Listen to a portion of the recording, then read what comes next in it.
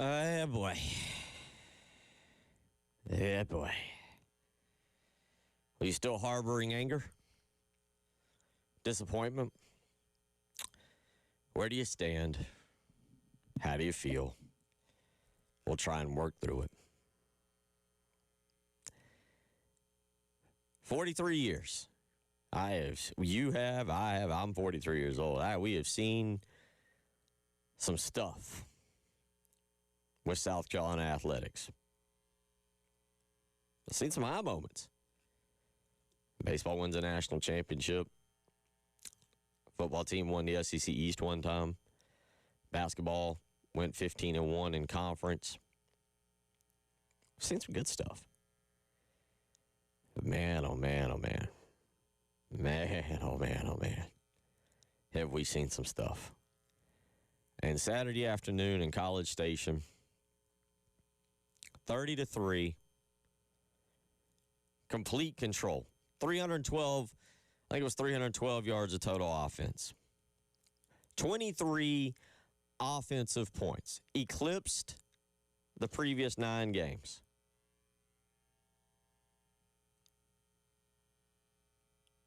And then you had to play 30 more minutes. And if they'd have kept playing, A&M would have covered the spread in the next 10 minutes.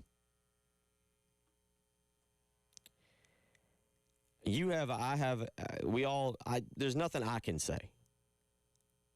There's nothing I can come in here and say today that you don't already know, that you didn't see. And, by the way, thank you, YouTube and Disney, for getting it together, getting your bleep together so that we could all watch that if you had YouTube TV. That should have been our first sign, right?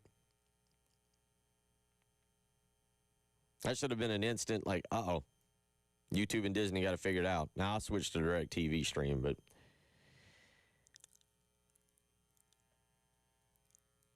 there's just, it's laughable. It's laughable. And I don't know where the program goes. And I mean that as a whole.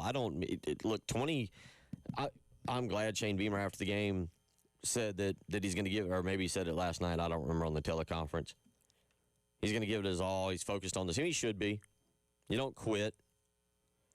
Team players, they don't quit. Fans, you're on your own. Do what you want to do. You've had to endure this. You've had to endure 10 games of this. Fifth time. South Carolina goes to the fourth quarter with a lead or down a touchdown. There are no words. I don't know if there are emotions.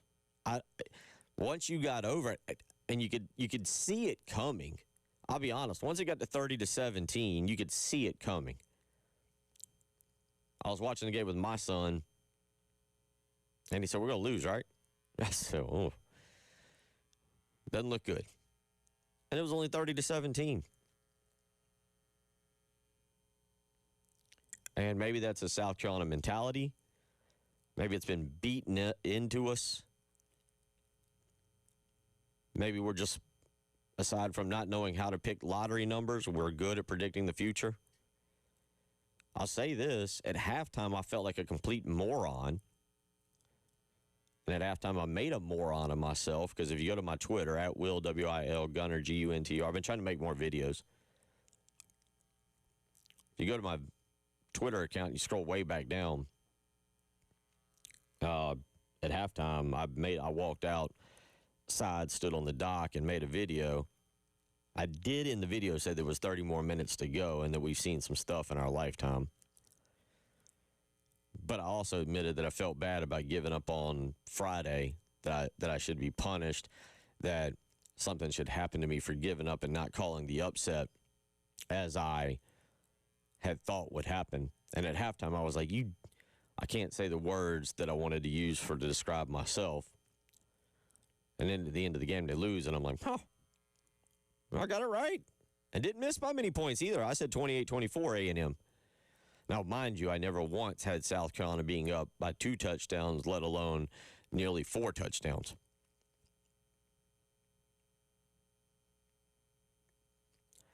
You know, Jay Phillips will come on. I think he's on today after me. He's been around here a long time. He's like me. He's grown up in this thing. You just wonder, what will it take? I don't think it's as simple as, well, let's just get a new coach in here. Now, that's a whole nother discussion for a whole nother month. I'm not going to sit here today on November 17th and say fire Shane Beamer. I still to this moment, we are what, less than 48 hours removed from well, I guess we are 48 hours removed from kickoff. I'm still trying to process what precisely occurred, other than one of the biggest collapses I've ever seen.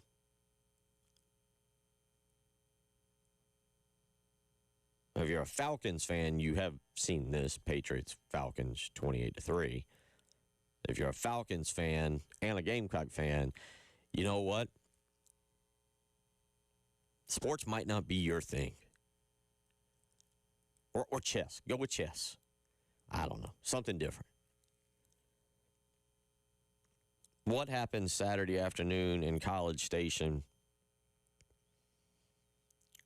is inexcusable. There is no silver lining, zero silver lining to take from it. I don't give a bleep how good you played in the first half because you didn't win the game. You didn't win the game. And not only did you not win the game, you physically dominated. You looked every bit the part that we thought you were in August for 30 minutes. Defense played lights out. Yes, Marcel Reed could have played a lot better. Yes, Marcel Reed for 30 minutes was an absolute skunk. Absolutely stunk. He was awful. That one pass, I don't know if he was trying to throw it to Vakari Swain or to his receiver. I'm not 100% sure. In the end zone. Yeah, but South Carolina was playing good. Nick Harbor did something that we have talked about for 2 years. He called a shorter pass, turned around, evaded essentially 3 guys. He had 3 guys around him, and outran everybody. Everything that we have talked about, he did. That happened on that play. It finally happened. It was a really odd moment in the tunnel. I don't know if we'll get to that today with he and the whatever that was, state troop. I don't know. I wish we'd have won and we were discussing that. We're not.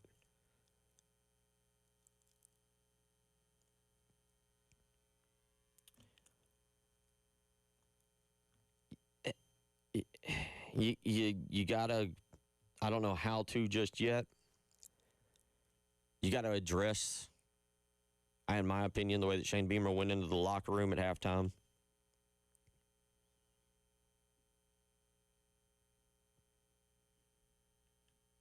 You're playing the number 3 team in the country at their place. I know you're up 27. I know you won by 20. I got it. You won by 24 last year.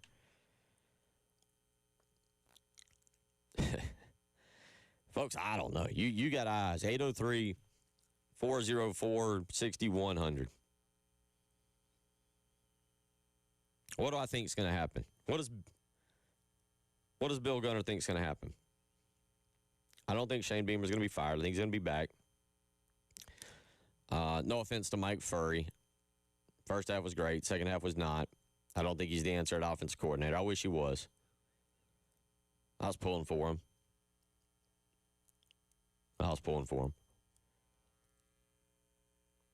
don't think he's the answer. I don't never say never because there's 2 games left, and I don't know where this team's heart, soul, mentality is. I can tell you this, Shane Beamer's never faced a harder job. There's few coaches who have ever faced a harder job than what Shane Beamer will have to do the next 2 weeks. To get that team back up off the mat, no bowl eligibility to care about. I mean, I guess you can go 5-7 and hope that somebody doesn't get in, but man, oh man, talk about a participation trophy. And you would take it. You would take it just for the sake of practice, by the way. Doesn't mean you, the fan, have to watch or go. What do I think is going to happen? I think Shane Beamer is going to be back in 2026. It's fine with me. I'm okay with that. And it's not because I don't think South Carolina is stuck at the back of the line of trying to find a new coach or whatever. It's just how I foresee it. You know, we're getting words leaking out through the insiders that Lenore Sellers and Dylan Stewart, all these guys are going to come back. And I believe them. I'm great friends with Wes and Chris and JC and all those guys. I don't think they're lying. And I don't think the people that are telling them that are lying. When you have an event such as Saturday that is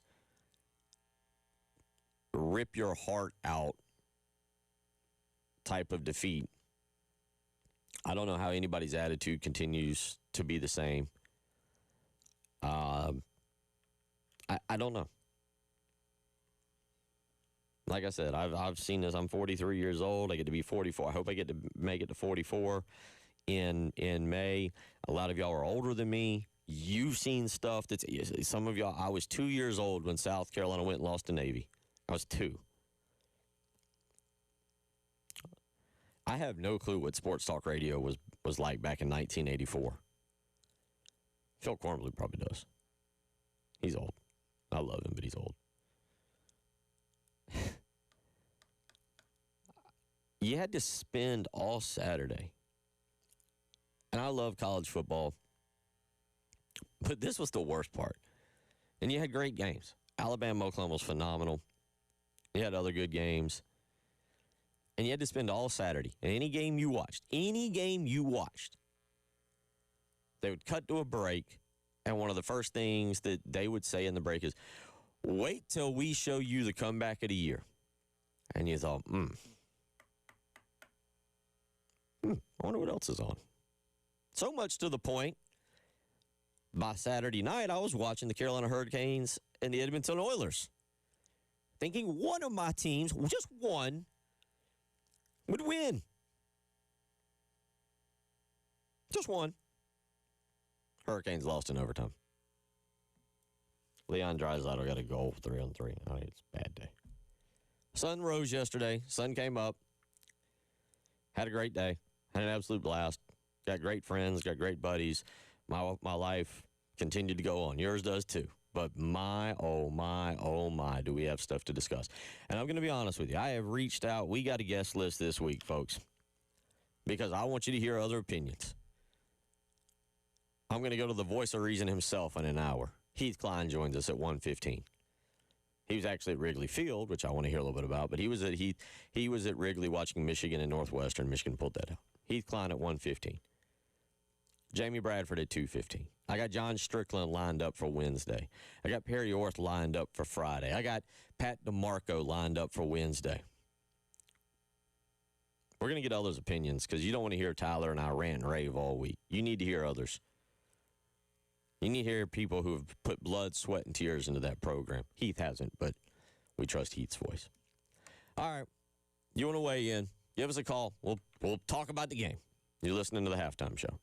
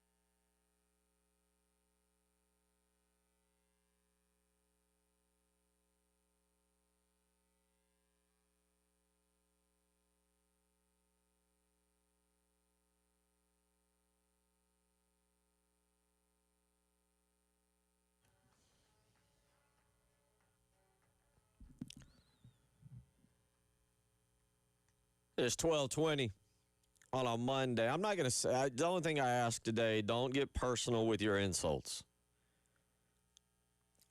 Whether it's, Shane Beamer or one of the whatever, just don't get personal. I'm not going to censor anybody today. You have a right to say what you want to say. Just don't personally insult people. You want to talk about coaching? You want to talk about the way the halftime interview was handled and the way that Shane Beamer went in the locker room? You want to talk about play calling? Whatever you want, man. And ladies. Just don't get personal with anybody. It's football. But you have every right to express your opinion.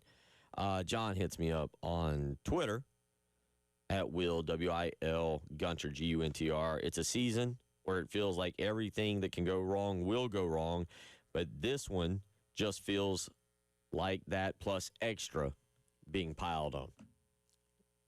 Definitely has felt like that now for the vast majority of the season. Joey weighs in, hey, Bill, I had to wind up snoozing all Gamecock pages on Facebook.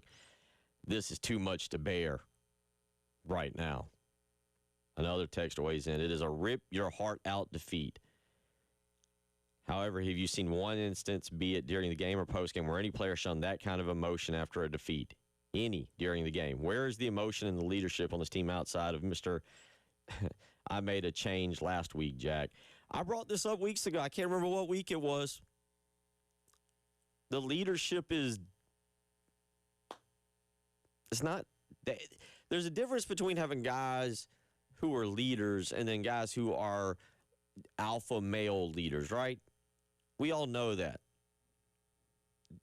Demetrius Knight last year, alpha male leader. I don't question Lenore Sellers being a leader. I don't question DQ Smith being a leader. They just don't have that kind of dog in them. You don't. Those players, and no offense, DJ Swearinger was really good. You go back to the Connor Shaw, they were all really good. They would have never allowed that. They wouldn't have. They'd have found a way. And you do that when you're a leader. You do that. I'm with you, Texter, on the leadership thing. I brought that up weeks ago. I got tweeted at by a head coach, told me not to make a big deal out of it. It is what it is. Bryce weighs in, so you think Beamer will be back? If he is retained, what in the world makes you think or gives you confidence he will produce this time? I'm not saying he will. I have no idea. Y'all's guess is as good as mine as what happens starting on, what was the 15th, 22nd, 30th? On November 30th. I think that's a Monday, if I'm doing the math. 15th, December 1st. That Monday. I have no clue what happens from December 1st through September 5th, which will be the opening day, through next year. And if you do, buy lottery tickets today and invest that money in the NIL once you win. We get to one more. There's a lot of y'all weighing in, and I want to get to the phone lines too. Text weighs in. Will, again, we had a Heisman Trophy winner that didn't win a bowl game. Well, we didn't have a. Are we talking about George Rogers again on this? I guess we're talking about George Rogers. I don't know. I actually did not. Actually, you're right. You're right about that. I forget. They were 0-8. How did I forget that? Because you tend to block these things out, right? 803-404-6100. Let's go to the phone lines. Let's start with David. David, how you doing this afternoon? What's on your mind? Bill, I'm all right, man. I mean, the sun's up, so you got to be happy about that, right? Yeah, that is correct.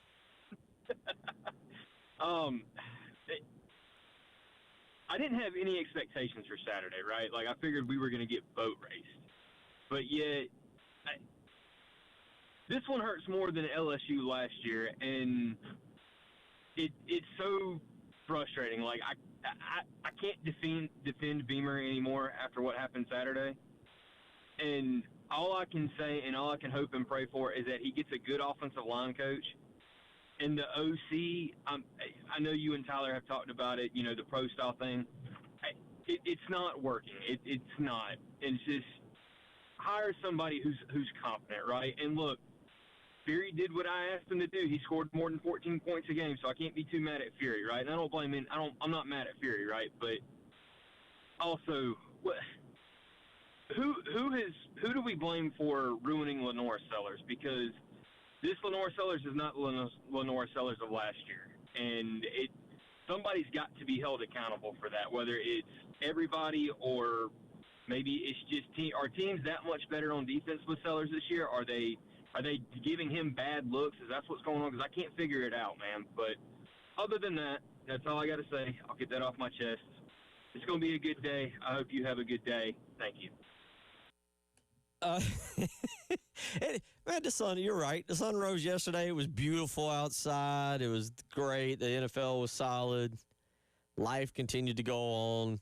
It was good. It was good. But you're right.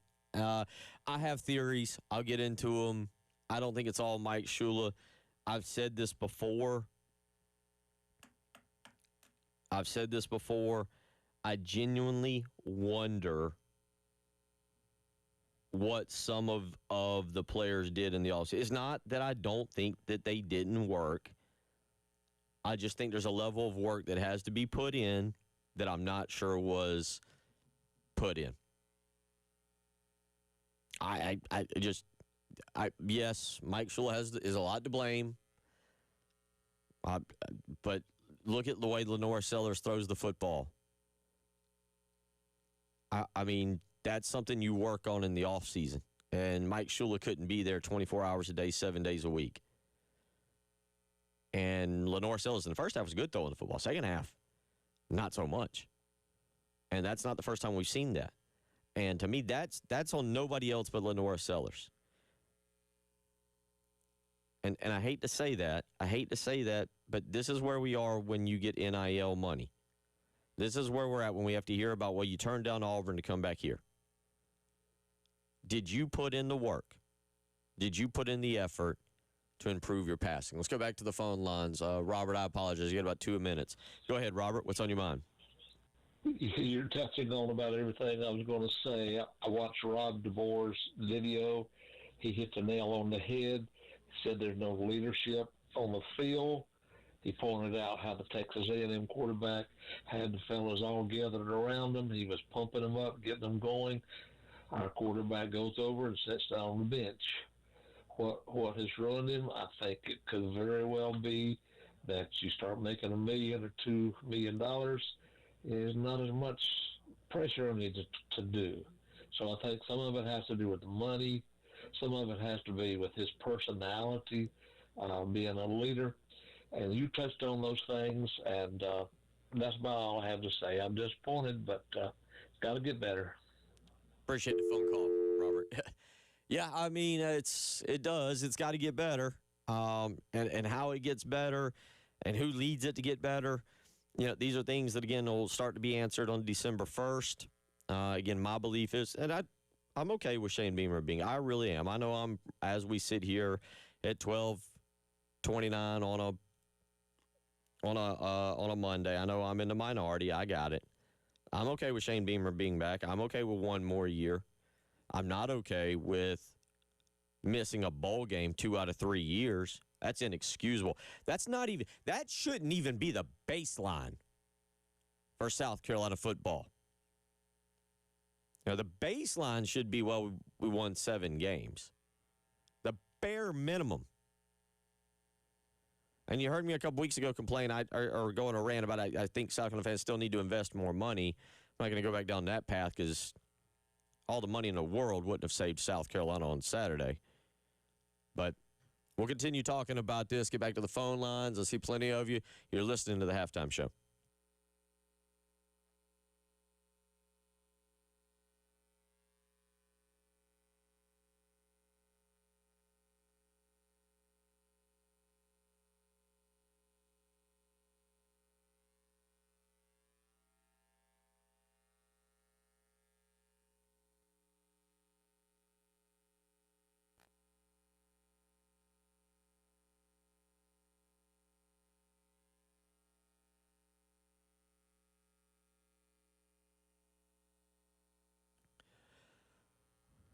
Yeah, we're all let down on Saturday. The majority of us were let down. You know, one guy that never has let anybody down, that would be Jacob Crowder, the mortgage guru. That's right. Doesn't let anybody down. That's why he's been in business for over 20 years. Serving the Midlands, helping people like you and me get the absolute best interest rate, the best loan program for your new house. Maybe you're looking to refinance. It's a great time to consider it. Call Jacob Crowder, the mortgage guru with First Palmetto Bank today. Maybe in 2026 you're thinking about buying or building a home. They have a great no-nonsense construction loan that could actually fit your needs, but you don't know until you call and have a discussion with Jacob Crowder. 803-719-1005. Again, that's 803-719-1005. You can give him a phone call. That's what I did about 5 years ago. He helped me out, and he's going to do the same for you. He's the mortgage guru, Jacob Crowder with First Palmetto Bank.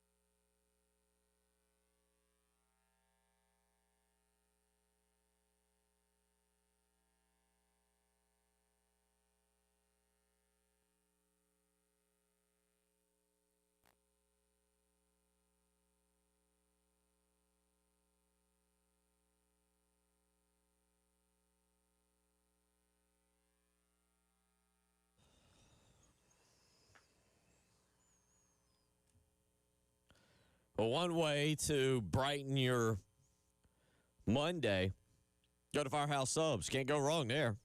No, you can't. We helped people through the therapy session this morning with some sandwiches. There you go. Appreciate everybody that came out. Can't go wrong. Cannot go wrong with a trip to Firehouse Subs. So if you need that for dinner, okay, go do that. You heard me rant and rave. And again, there's so many things. It doesn't matter how many notes I write down because I get to point 4 and then I skip to point 9. And the next thing you know, I'm way off track again. Again, Heath Klein coming up at about 1:15 this afternoon. We'll get to him. I want another voice of Tyler, you and I are going to discuss that. No offense to Coastal Carolina. Sure. And we're going to try and get Chance Miller on here later on this week, maybe even Tim Beck. No offense to them. That's not going to be the discussion this week. It's not. That is a game you should be concerned about, though. Oh, goodness Like that. gracious. That is a scrappy little Coastal Carolina team that and this is where you have a concern coming away from a game like Saturday, a gut-wrenching, historical collapse of a loss, that can beat you twice. You can be not as focused for the rest of the week, still suffering the effects of that hangover, and a team like Coastal can come in here and get you. Yeah, I'm telling you. Let's go back to the phone lines. AJ wants to weigh in. How you doing, AJ? Thank you for staying on hold. What's on your mind? I'm great. Thanks, y'all. To touch on something y'all were speaking about a minute ago regarding Shane, I've been playing devil's advocate amongst some of my friends and others about Shane, him being a first-time coach, never been a real position guy before.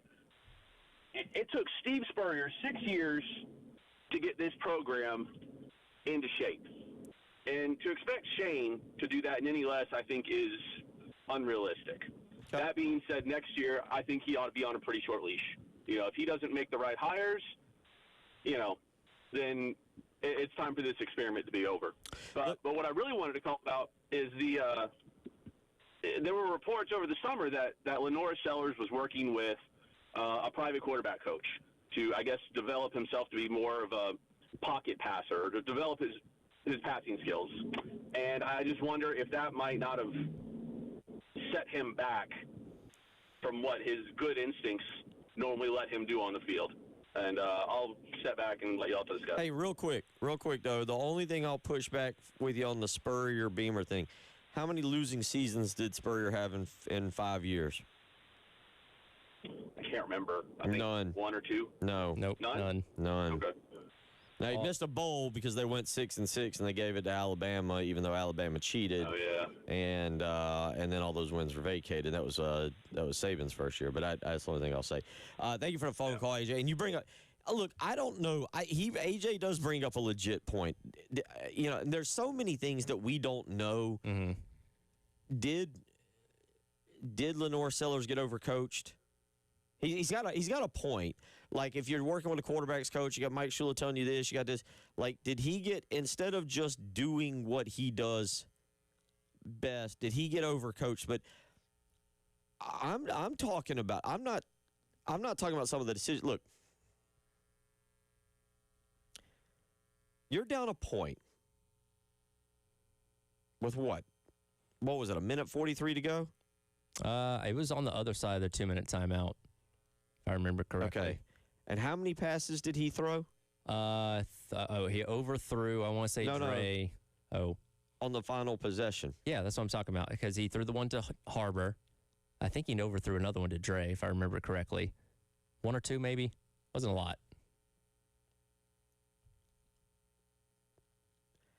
4th and 16, you got to throw it to somebody. Yes, you do. If nothing else, throw up a prayer and hope for the best. But running out of bounds on a 4th and 16 is inexcusable. And that's what the weird part of this game was, is like in the first half, it looked like old, confident Lenore Sellers. Yeah, he had some passes that were a little off, but still, the overall body of work reminded me of Sellers from a year ago. And then it's just like he reverted back to the norm after that. Okay, on the last drive, he threw a pass to Jaden, missed a pass to Nick, missed a pass to Dre, and then made the throw to Nick. So that was 4 straight plays there with passes.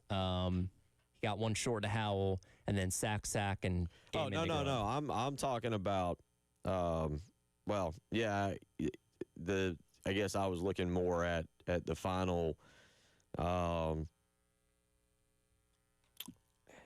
Yeah, they ran 8 plays, and I should have said that, but the final 1, 2, 3, 4, the final 1, 2, 3, the final 3 plays, he sacked for an 11-yard loss. Right.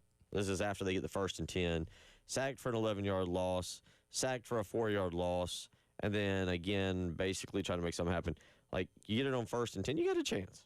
Yeah. And I don't know. I don't have the answer for that. Let's go back to the phone lines. Ray wants to weigh in. Ray, how you doing this afternoon? What's on your mind? Doing good, Bill. Hey, before I get into the thing about the team and Coach Shane Beamer and all that, you make a great point, Bill. My father lives at Waukesha, there near Rose Inlet, plays golf there all the time. And there's a girl there. I'm not going to say what school she's at, but she's All-American golf. All-American. Everybody in the country won this young lady. So, they got her a swing coach. So she has her college coach. She has her father. So there's 3 people in her head, and it has totally messed her up. So there is something about being overcoached. I think that's a great point you brought up.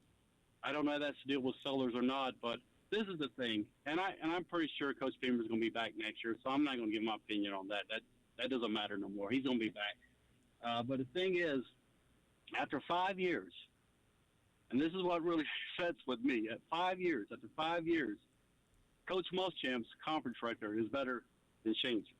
I never thought that would happen. So that's an eye-opener. So I do think next year is a serious year for Coach Beamer. And, man, we've got to get this offensive coordinator right. I do think Donati's got to help him on this. I know you want your coaches to make their own calls. That's why you pay them $8 million a year. But this coordinator has got to be right, not just for Coach Beamer, not just for the Gamecocks, for the state. I mean, this is some serious stuff that's got to be handled appropriately, and we'll just see what happens. But thanks a lot, guys. Appreciate the phone call. We got about 2 minutes. Let's get John in real quick. John, how you doing? They got about a minute and a half. Hey, Bill, what's going on, bud? Well, same thing, different Monday. Things real quick that boggle my mind. Number one, when they made that 4th down and we missed the tackle, that just was a killer. It's like everybody deflated at that point. And I was sitting there going, guys, you're 27 points up. And then, of course, when they go for it and they run, I think what happens when they ran the back-to-back straight up the middle and we didn't get the 1st down, it's what we saw all year long. And it's like, why are they going back to calling those plays? But the 2 things, and when you come back the other side, if you'll address this, the 2 things I'll never understand as long as I live about that game the other day. Number one, most importantly, why aren't you giving 22 the rock? That guy, man, I've been saying all year long, where's Jawan at? That guy needs to be getting the ball more. I just don't understand that. And number 2, Sellers, let me just tell you something, man. I love that kid. He can throw the deep ball. He just don't have the touch. He just is not. And the mental acumen, not that he's not a smart kid, but just he doesn't process like a Connor Shaw or those guys. And we have no leadership. I was texting with Rob DeBoer the whole game.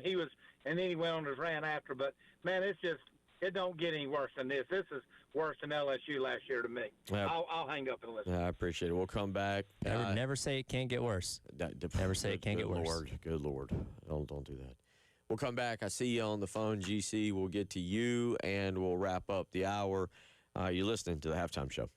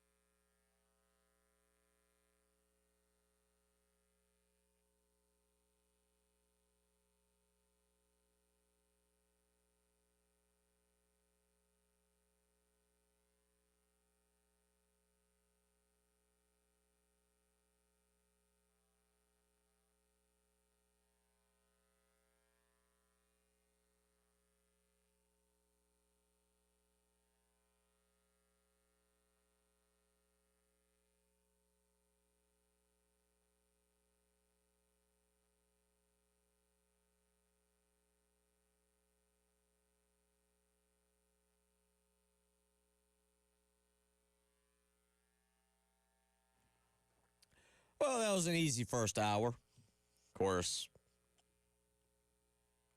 kind of the way Saturday went, I kind of figured that at about 3:30. Knew that wouldn't be a hard week of work. Let's go back to the phone lines. GC wants to weigh in. Thank you for holding patiently through the break. What's on your mind? Hey, guys. First time, long time. Just had two things. One, for the former caller, couple callers ago about taking 5 years. Seems like with NIL, it can turn around a lot quicker than that. And I think the second thing I want to hear your guys' thoughts on is Beamer, being a first-time head coach, has shown he struggles managing game situations like the not calling timeout at the 2-minute drill. This time he did it at Oklahoma. I think he did it again at Alabama or one of the previous games. And just is he not ready? Even after 5 years, he still seems to struggle with game management in critical situations. So I'll hang up and listen to you guys. Thanks. Yeah, I appreciate the phone call, and this was brought up to me yesterday. And you don't think when we're discussing this that you don't think that losing your special teams coach would have that big of an impact, right? Pete Lembo, though, was kind of his right-hand man.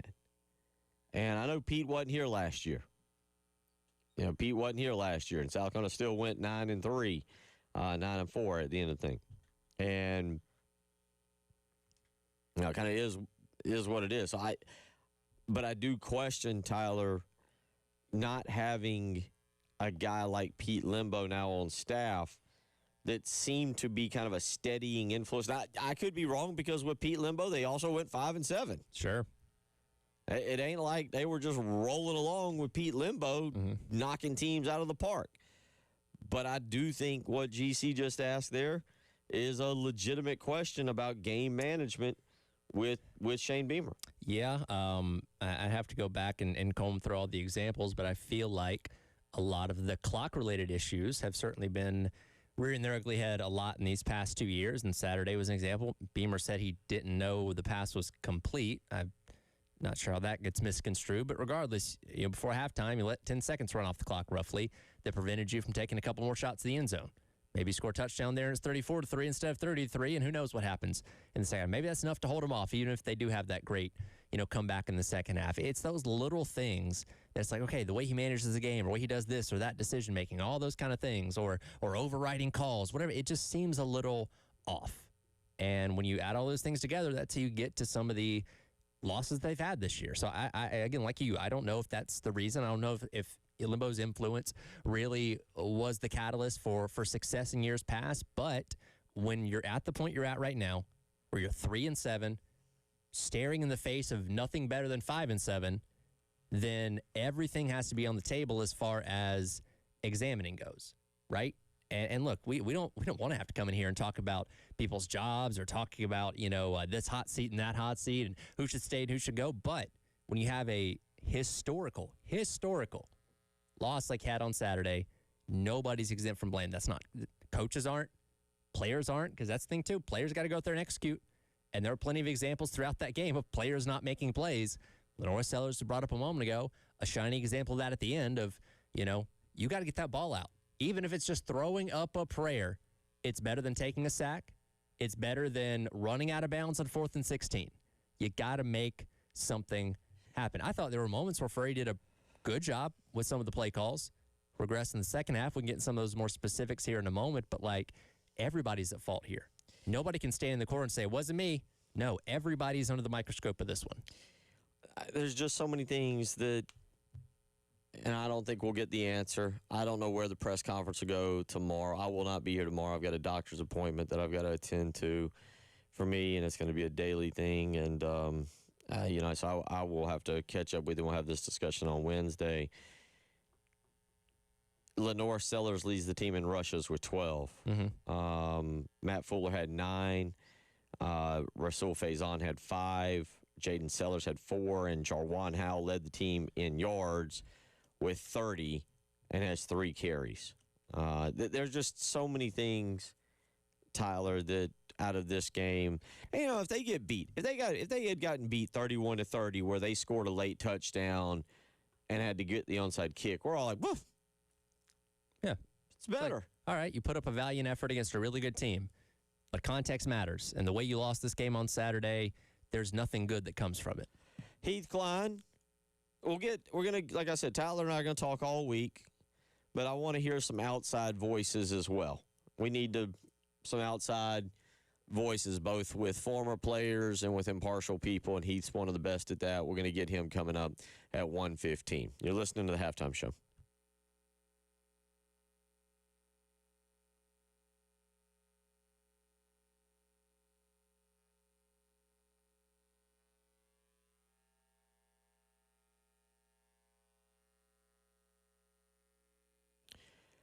Bill Gunner for Old Timey Meat Market, where, all right, it wasn't the best weekend ever, but you know what? The steak from Old Timey Meat Market, it was on point. So were the hamburgers. I know that no matter what outcome the South Carolina football game is going to give me, I can trust Old Timey Meat Market will not let me down, and they'll do the exact same thing for you. Visit one of their 3 locations, South Congaree, the South Congaree location, St. Andrews Road in Irmo, or, of course, the Lexington store, where you're bound to run into me, say hello, and we'll discuss some of the great food they've got, whether it's fish, whether it's chicken, whether it's pork, or whether it's beef. Old Timey Meat Market not only has the absolute best cuts of meat, they have the absolute best prices. But what stands out to me is the fact that it's a non-grocery store meat buying experience. They want to treat you like family. The second you come through that door to the second that you leave, they want to make sure you're taken care of. Find out for yourself. Stop by Old Timey Meat Market today. Tell them Bill Gunner sent you.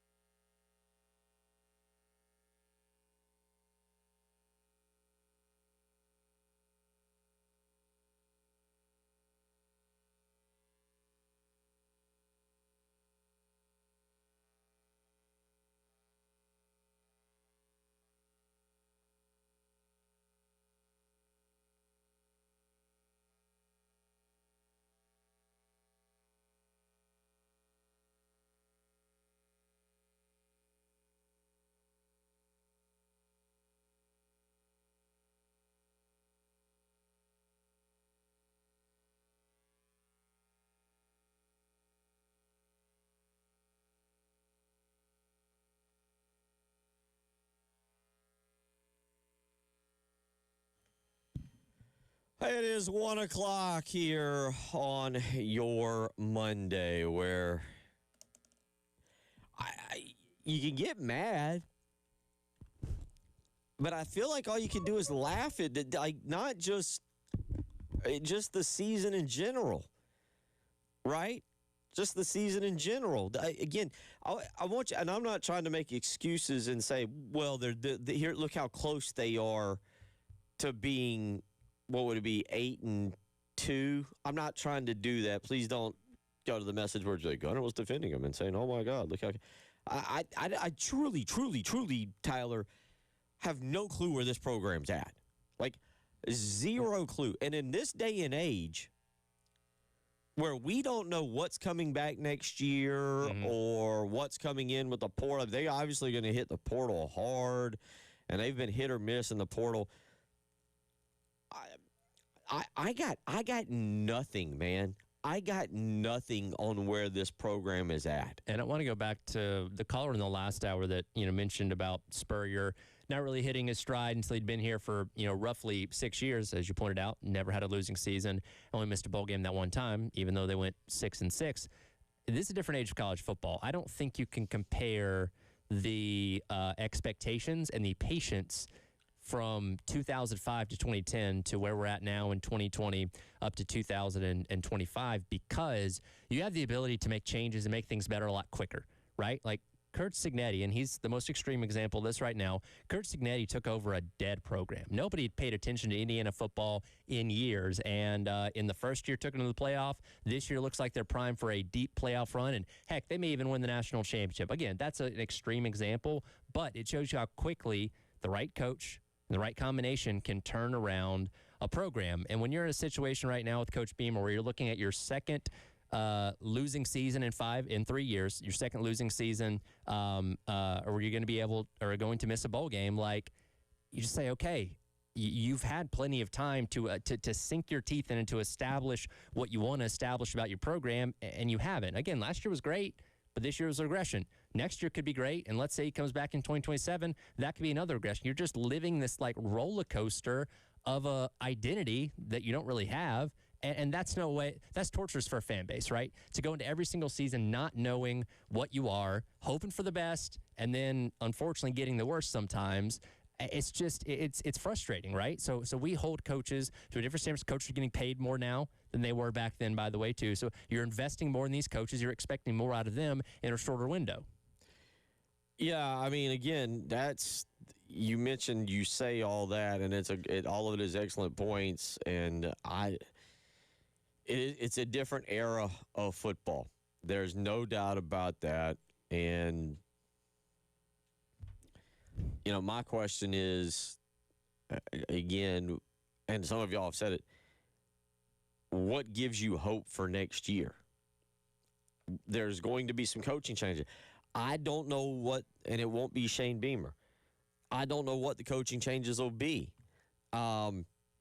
Defensively, I don't know if somebody comes at Clayton White and says, and no, Clayton White's defense on Saturday in the second half, they stunk. They're bad. They got shredded. They absolutely got shredded. But by and large, Clayton White has been a very good defensive coordinator for South Carolina this year and may command somebody. Now, he's making $2.1 million. I will say somebody's got to come in and throw some serious cash at him. I don't know if he's worth 2.3, 2.4, but Clayton White, maybe it's more of a head coaching job.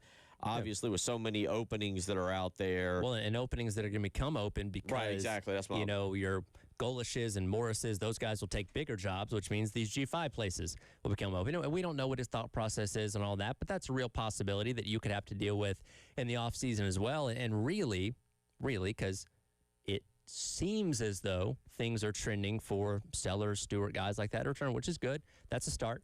But they also return this year, and look what you got. So I don't think it's just the caliber of talent that you have coming back or even the portal guys coming in, because, again, it's been so outside of just getting the big wow guys in the portal left and right. I think you're going to bring in a lot of guys. People are going to be like, I've never heard of that guy. Let me look at his stats. Okay, he was fine at whatever school he was at. I don't know if you're going to make a bunch of big, sexy splashes in the transfer portal. They're going to elicit a lot of hope and optimism in the fan base. It really boils down, to me, to mainly your offensive coordinator hire, because the offense has been the problem this year. As you said, defense has played well enough to put you in most of these games. Special teams, it's kind of been up and down. But the offense has been the clear issue with this team, and it was once again in the second half on Saturday, despite playing a really good first half. So you got to really knock the OC higher out of the park. Now, again, that doesn't mean you're going to get the biggest and best name that it gets everybody jazzed up, but it's got to be somebody that when people look through their body of work can say, okay, yeah, I like that. All right, that looks good. That looks good. I see where this is going. He's worked with this type of quarterback that can translate to sellers. You got to have something that gives people that optimism, because if it's somebody that, I don't know, the Browns fired 4 years ago that's been bouncing around as, an assistant coach somewhere or something like that, I don't know if that's going to do it to energize this fan base the way you need them energized. 803-404-6100. Tell you what, Heath Klein coming up in just a minute. Let's get to the phone line. Sean wants to weigh in. Sean, go right ahead, buddy. What's on your mind? Yeah, I think you guys are spot on. This year we were full of hope. We had Norris in the Heisman talk. I think Mike Shula just kind of took him down and kind of flattened the whole team. I agree that Baby Beamer's not going anywhere, but I think the OC hire has to be a home run, or I think he's probably going to be gone next year. I hate that because we have a lot of talent, but you guys are also right. I don't know who's staying, who's leaving. I mean, it's very concerning, and I don't know how we fix it except for with a home run OC hire. Well, and there's so many questions. I mean, and there are so many things we have to work through this week. One is trying to wrap our head. Thank you for the phone call, Sean. We're going to get to Heath here in a second. One is trying to wrap our head around the game, okay? Sure. Then we got to wrap our head around the fact that this is the second time in 3 years South Carolina's missed a bowl game. And we're going to have to I don't want to say justify that. That's the wrong way to say it. Yeah. But that bleep has to stop. Yeah. Okay. That's completely inexcusable. There's that part. There's the part of whatever this team was supposed to be that they did not accomplish. Then you go to the part about okay, what in the world does December and January even look like as you go through coaching changes and transfer portals before you can get to spring? Yeah. I mean, on the upside, this probably doesn't affect you that much because you can stop listening at any point. On the upside, we have content for 2 months. We do. Yeah, that's very true. I have to miss some days because of doctor's appointments, but Tyler and I have content for, because there's just so many things. We're going to go to Heath. We'll continue to. We will not get this discussion hashed out in 3 hours. I can promise you that. We're going to be slowly unpacking this as the week goes along. 803-404-6100. Heath Klein joins us next. It's the Halftime Show.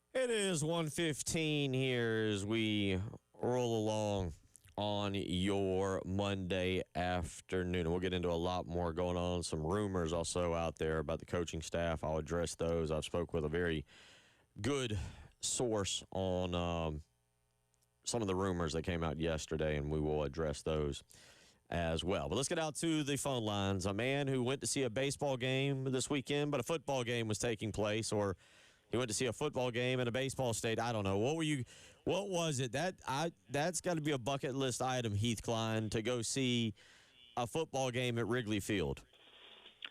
Yeah, that's kind of why I popped up there. I mean, I always love to go to Chicago anyway, but given the fact that they're playing Northwestern's final 2 games of the season at Wrigley, and then once they open their big, super fancy new stadium next year, I cannot imagine they're going to play any games anywhere but there for about the next 4 decades in Chicago. So I don't know if there'll ever be another college football game at Wrigley Field after this week against Minnesota or not. So I said, I've got a Saturday. I don't always get Saturday off, but this week I had Saturday off. So I said, hey, let me duck up there and see what's what. It was fun. It was, it's always fun in Wrigley, but better than I thought the viewing experience would be, frankly. It was one of those deals, too, where it's better to be higher than to be down on the lower level. Like, the seats were more expensive down by the field, but actually being where I was in Section 307 was actually better because I went and checked out the view down low. It was actually better to be up high. So, yeah, it worked out. It was pretty fun. If you want to, I put a couple of pictures up on the Instagram. If anybody wants to look at it, Heath Radio on Instagram, they can check it out. But, yeah, it was a good time. Where for those that I don't know, Wrigley, going to a baseball game is on my bucket list. The way the field is set up, where is 307? Is that down the first base line, the third base line? Where would that be at? Yeah, that's left field. The way they set the field up was basically home plate would have been the right corner of the end zone. Right. And you're going towards right field. And so right field, if you look, there's a lot of padding along the wall there, and anybody running a pattern didn't want to necessarily run all the way through the end zone too aggressively. That might not have worked out for you, but that's how they made it fit, was from that part of the park down the right field line, and anything farther than where I was in left field or out towards the bleachers, you're not getting as great a view because you're far away. But anybody who ever watched a game in the old Fulton County Stadium when the Falcons played there or something like that, any of those ashtray-shaped stadiums, you know how that could be the experience where you're maybe at the 50, but you're at the 50 and you're way far away from the field. So it creates some unusual sight lines, but it was fun. And the other thing, too, was Fox's version of Game Day was there, which I had never been because they don't come to the South because Fox doesn't have SEC or ACC rights. And so it was interesting to see that, too. Game Day is a vastly superior product overall for the fan experience compared to that on-site thing that they were doing there, even if Pat McAfee's ruined the show. But that's a side issue for another time. I was going to say, I know when they first started playing games at Wrigley, again, about a decade ago, they had problems with the dimensions where the teams had to keep going in the same direction because I guess there wasn't enough room at the end of the end zone. It sounds like they finally corrected that where guys aren't going to, break their backs trying to catch a touchdown pass in the back of the end zone. Yeah, that was the thing. Yeah, Illinois Northwestern, I believe it was. And yeah, they had to both go the same way the whole game. And no, it's like I say, it's not perfect. I'm not telling you, boy, they should play every college game at Wrigley Field. But I would say they could do a lot worse than if some Midwestern schools or maybe even a smaller school from somewhere outside. You might have more fans want to go to Chicago and see a game, but of course you can only do it after the Cubs are done with the season. So you only have a limited window of time where it would work anyway. But I know this, if I was anybody in the Midwest, I'd be a lot more interested in going to see a game at Wrigley than where some of the stadiums I've been to in the Midwest and what the vibe is there before. He's Heath Klein. You're familiar with him. He's joining us. Real quick, you did, aside from all that, you called a heck of a game. Michigan kicks a field goal at the buzzer. Northwestern quietly is having a decent year. They've kind of got through that Pat Fitzgerald situation. They've, I guess, survived the Ryan Helinski situation, I guess. And they've kind of, I guess, gotten things kind of turned around. But Michigan kicks a last-second field goal to survive. Yeah, 5 turnovers will do that, where you find yourself in a game that you shouldn't be. I mean, look, Michigan's clearly a much better team talent-wise than Northwestern, but with the word coming down today, they don't have Justice Haynes the rest of the year until maybe postseason. Michigan, if Michigan beats Ohio State this year, it is going to be entirely because Ohio State is in their own head. Like the talent gap is substantial between those two programs. Watching Bryce Underwood live and curious throwing motion on him. Really interesting the way he can whip it, but it's like he's whipping a Frisbee. It's not what you would expect the classic delivery for a quarterback as touted as him to be. So that was another thing I wanted to get a look at. Besides Wrigley, I wanted to get a look at Michigan firsthand because they could be pretty important these next couple of weeks. But, yeah, Northwestern, credit to them. They're better than maybe people thought they'd be. They're not great. Their offense is always kind of a hard watch, but they're better than people thought. Well, let's turn to the topic around here. Obviously, that was a noon game. South Carolina was a noon game. But obviously from your time here, you still follow South Carolina. You're familiar with the history here. You've covered Shane Beamer. Let's start big picture. Heath, your perception on what South Carolina is this year and what has transpired. Well, I was at the first game because it was here in Atlanta, and for those who are saying, wait, who is this guy again? You hear me now with Chuck on the Chuck Oliver Show there on 107.5 The Game in nights 10 to noon, or 10 to midnight, rather. But, obviously day-to-day based out of 680 The Fan here in Atlanta. And so when they came over here, I got a chance to check out the Virginia Tech game, and I came away saying, okay, I see some good things, but I also was surprised that the offense was as sluggish as it was. I was curious to see whether as more time got under Rasul Faison's belt, whether or not he would become more effective than he had a big moment in that game, but he wasn't getting as many carries as maybe I thought he would. I'm a little puzzled, frankly, that over the course of the year, there's only 4 times he's had more than single-digit carries. That seems odd to me. There seems to be ability there. I would have thought he would have gotten more. I would have thought that this team would have been able to find more success on the offensive line than they did. And of course, we all know what that led to, and it's one of the great mysteries of South Carolina football that for the last 20 years or so, no matter how good the recruits are, it just doesn't seem like the offensive line has ever been great with consistency. Had a couple of good years under Spurrier there in the era, and Sean Elliott's back on that staff now, obviously, who was a part of that. But, I mean, you know the deal, Bill. I mean, you live it. They just don't seem to ever be able to have a consistently good, forget about excellent, just good offensive line. And so whether it's that they didn't get Faison until later, whether it's that the offensive line just has sabotaged everything, the choice of Mike Shula, look, I saw Mike Shula's act in Tampa Bay when he was offensive coordinator.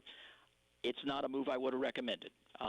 Shane Beamer obviously is the coach, has every right to make whatever choices he wants to make, and I get the continuity and the work that he'd done with Lenore Sellers. It makes some sense if you're valuing those things, but I just didn't think Mike Shula was going to be great. I didn't think it would be this bad. I'd be lying if I pretended that I thought it was going to be so bad that they would have to fire him before you even got 2/3 of the way through the season, but I didn't love the choice, and what I saw that first game didn't make me think more of the choice.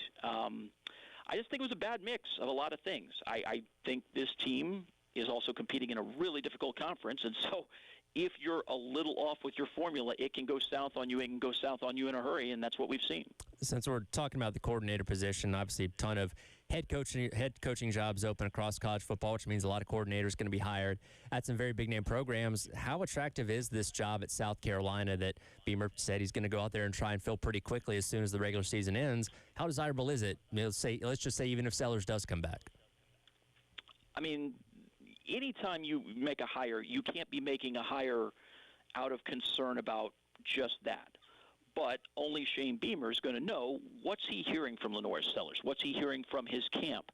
Are they thinking about the pros? A guy like Nate Tice from Yahoo, who I really respect, think he's a pretty savvy guy, does believe that Lenore Sellers is still a good pro prospect, first-round prospect this year.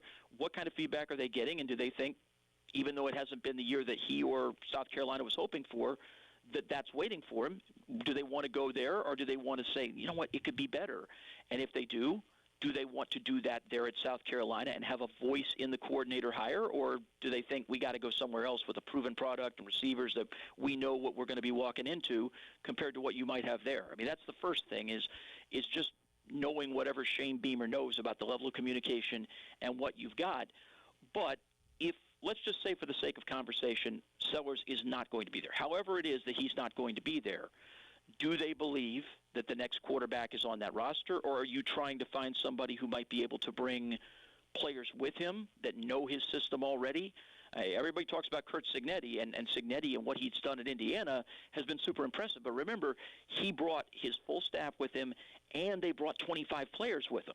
So are you just trying to hire someone for X's and O's, or are you trying to hire somebody who might be able to bring linemen, bring a quarterback, bring players that could help you right away, in part because of their familiarity with the system? These are the kind of things that maybe before you never had to think about when you were hiring a guy. Now you do. What, in your opinion, is the future of this program right now? Because you kind of mentioned it, trying to figure out the offense coordinator, trying to figure out transfer portal. As we sit here at Coastal Carolina, by the way, they just announced that the Clemson game will be played on the SEC network at noon.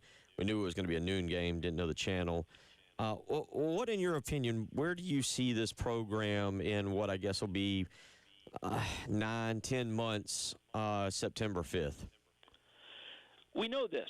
We know that Shane Beamer has – I keep seeing people allude to the idea he's made 3 hires. He's actually made 4 offensive coordinator hires. Don't forget, he hired Mike Bobo. That was the original choice. He valued continuity at that point. The idea that, well, they found some things in the run game that last year in 2020. You had a commitment from Gunnar Stockton, so maybe you're trying to maintain that too. So originally he goes for continuity. Then the continuity doesn't work because Bobo goes for more money, bails and goes to Auburn. You get Satterfield, who there the value was on trust. Shane Beamer had been betrayed by somebody. He placed value on a guy in Satterfield that he knew personally and had a level of belief in. And you saw him stick with him through 2 years that we all know until the last couple of games of the final Satterfield season were mostly pretty rough to watch. He stuck with him. Then Satterfield, whether he would have had to go or not, a door opens, and so he's able to hit the escape hatch and go to Nebraska, and we saw how that worked out there. Then the Loggins hire, not exactly loved, but we know what the thought process was. Familiar with the SEC, guy with pro experience. That's been a priority for Shane Beamer. Guys that have pro-style scheme. This time, once again, back to continuity. A guy who's great at developing quarterbacks in Mike Shula, but horrible at being an offensive coordinator, and the value is continuity. What's the question next time? Does Shane Beamer still stick with pro-style above all else? The fact that he made the move on Shula as early as he did, the fact that he made the move on Teasley when he did, he clearly knows this is not going to work. So you don't feel like maybe continuity is the value. Is the value pro-style scheme? And if it is still, how much are you limiting who you can hire in that situation? South Carolina can go get quality people. There's no reason they can't. The question is, again, what does your head coach prioritize as he goes out to look for somebody? We know what the history is. That doesn't mean that's the future. I'd be fascinated to know what his number one priorities are when he looks for that next guy. Heath, we always appreciate it, buddy. I know you've had a busy weekend. You're back in Atlanta. Always appreciate you and Chuck. Y'all do a heck of a job. And you mentioned you can hear it right here from, what'd you say, 10 to 12 at midnight on 107.5. Am I correct on that? Yeah, it's my understanding of how things go. And, look, I get it, man. I've done a zillion shows on there on Mondays after rough games. I know people are livid, and I understand the frustration. I do hope people will try to assess things overall and just go back and say, hey, wait a minute.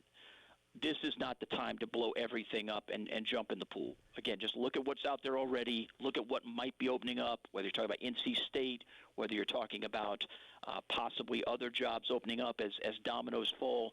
For South Carolina, this can be fixed, and the year to jump in the pool is not this year with the number that are already there and the number that are going there.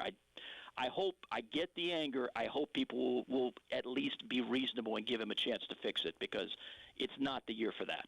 Heath, like 15 seconds since you're in Atlanta, how much longer of a leash does Raheem Morris have?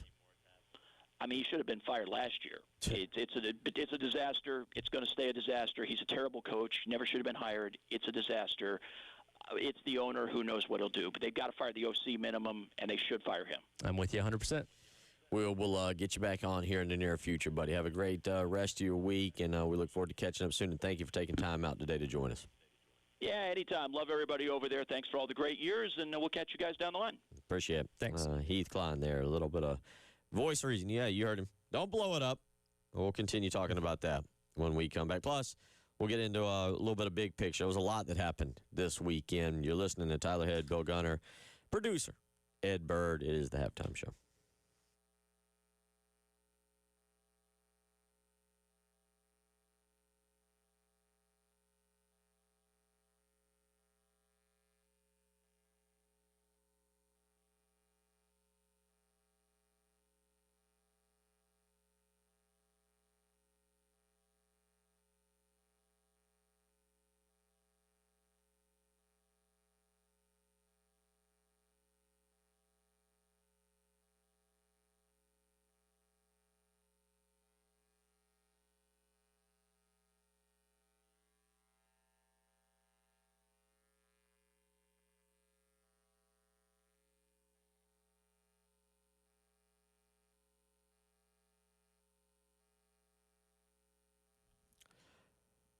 Bill Gunner for Mid-State Roofing. Well, we got some pretty days ahead of us, so we don't have to worry about rain and affecting your roof right now, but that doesn't mean you shouldn't be thinking about it. That's right. You want to get ahead of the problem, and that's why you want to go ahead and call Mid-State Roofing, a company who has been taking care of us for nearly 30 years, making sure your home or your business, that operation is staying dry and running, and they do that because of incredible customer service. So you don't want to wait another day. You want to give them a phone call and line up your maintenance contract. 803-356-1919. Again, that's 803-356-1919. Mid-State Roofing is there for you 24 hours a day, 7 days a week. They want to make sure that if you discover a leak at midnight or 3 a.m., they've got an on-call technician ready to help you out. So you know what they say. If you've got a leak, let Mid-State Roofing take a peek. 803-356-1919.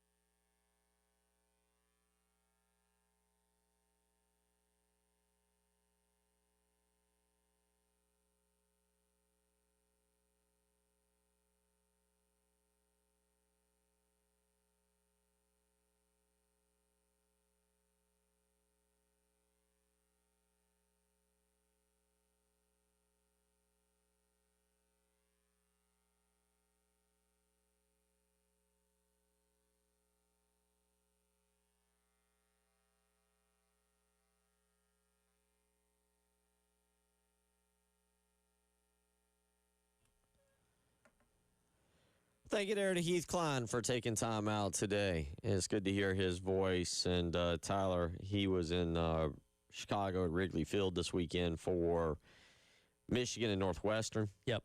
We'll talk some college football here in this segment. Circle back to South Carolina, Texas A&M. There's so many things we're going to get to this week on the current status of the program. But Michigan Northwestern, and I watched a good bit of that game. Had it on the second TV because it was normally when they play those games, it's like Northwestern in Minnesota or Wisconsin, or it's some kind of boring that you're like, it's. But Michigan, I'm always a little more intrigued to watch.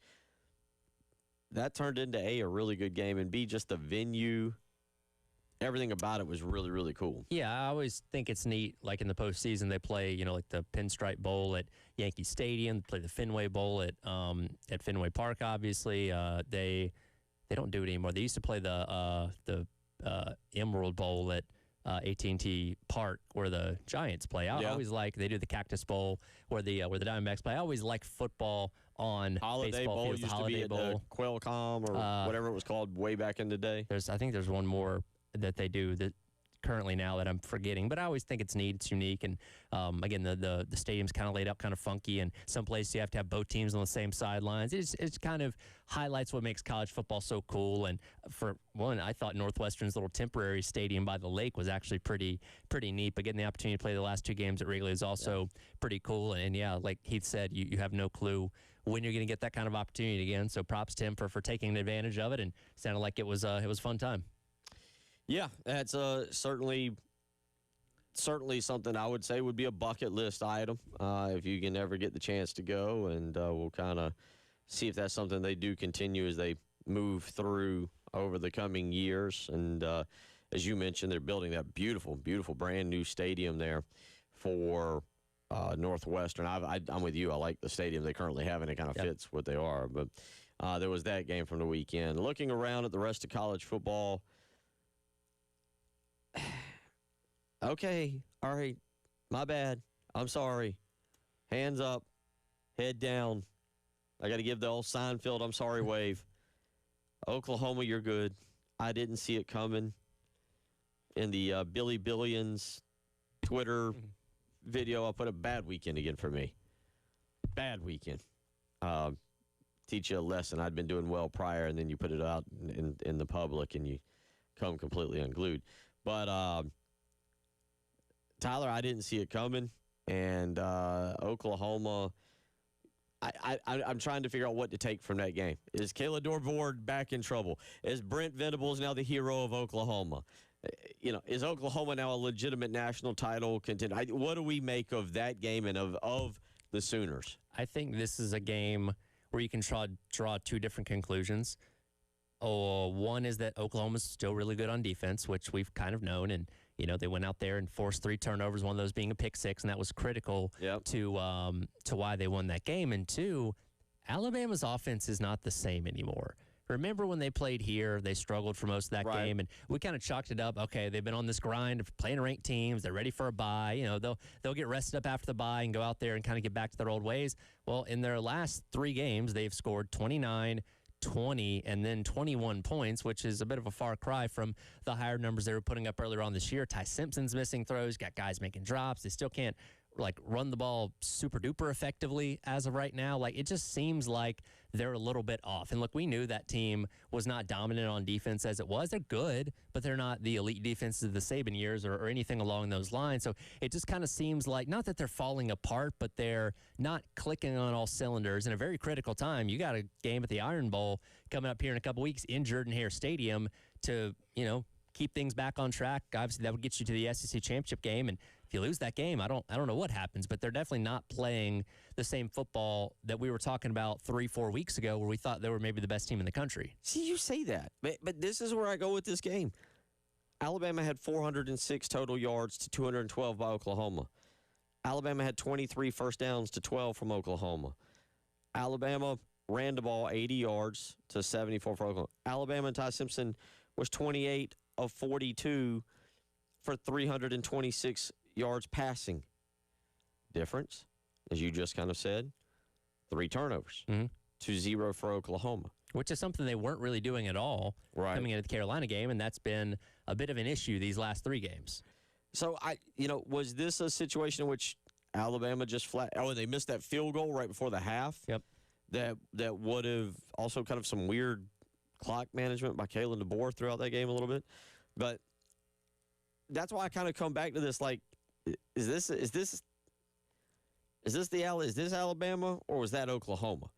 I go with that was Alabama screwing up that game.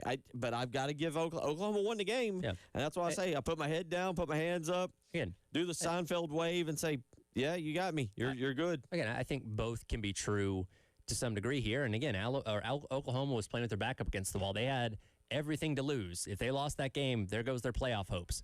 They're still live as of right now, as are a lot of teams in the SEC. And I'm not saying that Bama was unmotivated or anything like that, but they just didn't play their best game. But that's 3 games in a row where you can say offensively they weren't playing their absolute best. And it's like, okay, is that just a couple of weeks of not playing your best, or is this just kind of what they're becoming?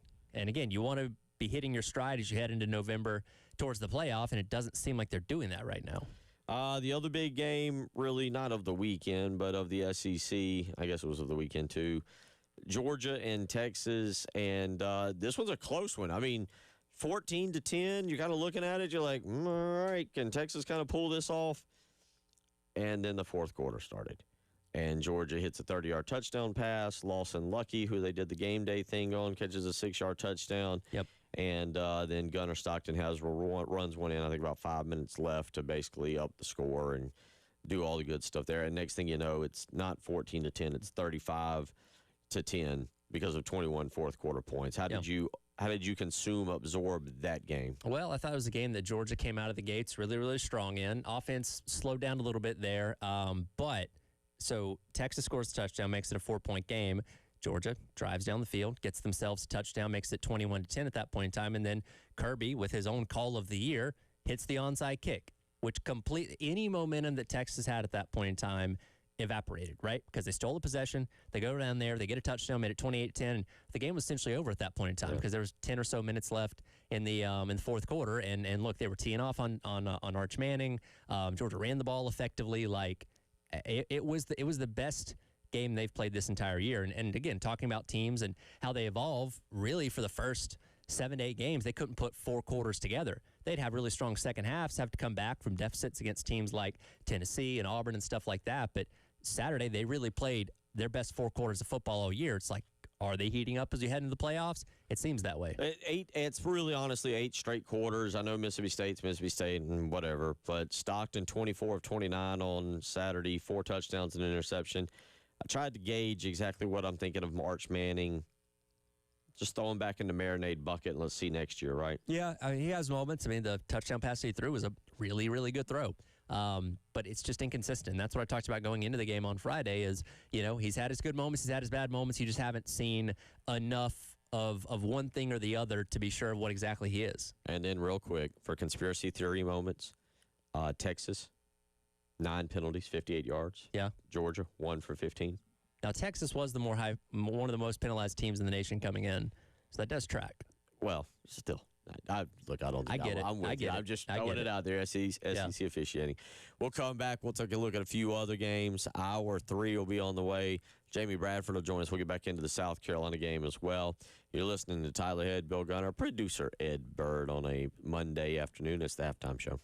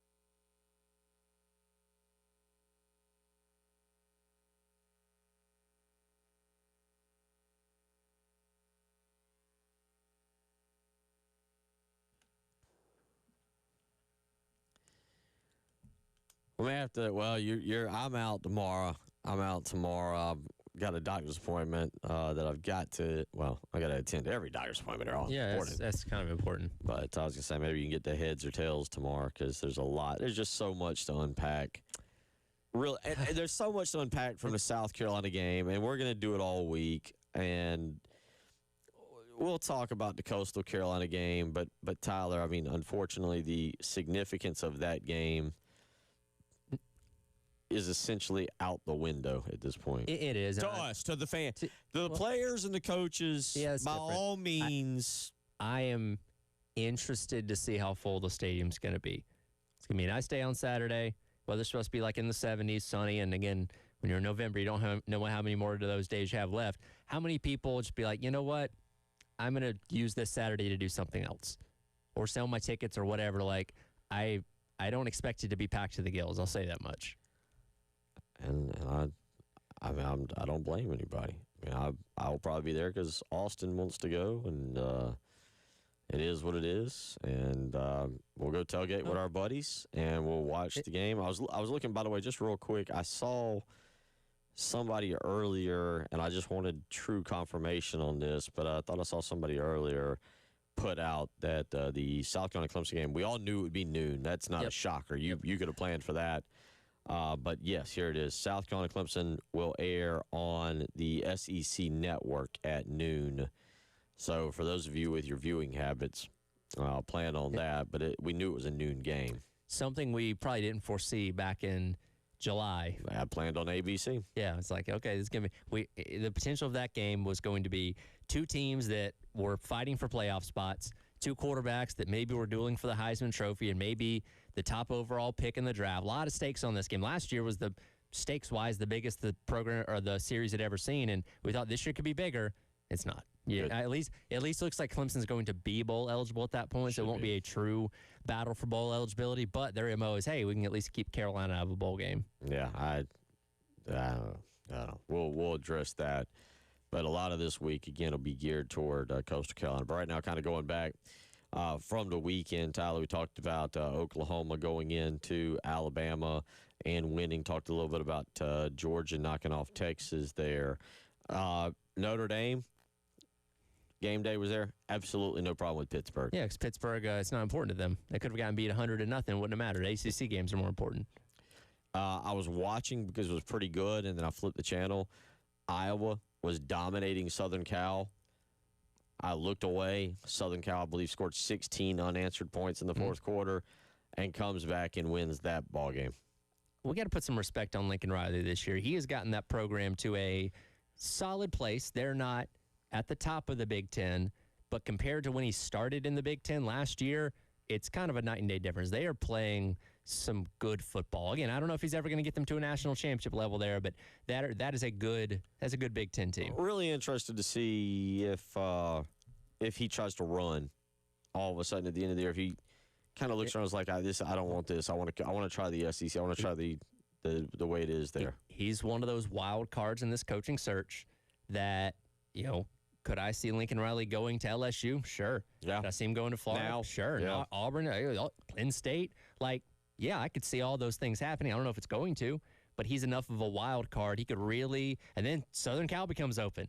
And that really throws a wrench into all this. You just don't know. Yeah, the old butterfly effect is going to be just wild this season when you talk about, big jobs that lead to middle-tier jobs, that lead to lesser jobs. Yep. That then open everything up. Saturday night, Mississippi rolls by 10 over Florida. But this was a game in which Florida gave Mississippi about all they could handle there for really about 40 minutes? Yeah, Kawan Lacey ran wild in this game, but it took late touchdowns to A, take the lead, and B, make the score look better than it was. Because one of those games, because I was watching Jordan, Texas, I kept the little ticker at the bottom. I'm like, oh, okay, what's going on there? Florida was leading 24-21 or whatever it was, and I kept kind of checking in and going to it during commercial breaks. And again, Ole Miss came out at the end, and it seems that win really shifted a lot of plans in Gainesville that may have started to roll on Sunday, because it seemed like things were very fluid. Hey, Sunday we might get some words on things, and then suddenly it didn't happen. So the significance of that win is interesting for Ole Miss and Lane Kiffin. I'm with you. I don't think Lane Kiffin's going anywhere. I don't either. I wouldn't. I don't think he's going anywhere. I think he'll get a nice little contract bump at the end of the year. But it is going to be interesting. In the battle of interim head coaches also, for Arkansas, LSU gets it done, 23-22. Bobby Petrino, sorry, buddy, you had your chance. It's over. Oh, Bobby P. Pack your motorcycle and volleyball jersey and find somewhere else. Bobby Petrino, in fact, did not ride again. All right, hour 3 on the way. We'll get back into South Carolina, and Jamie Bradford will join us. It is the halftime show.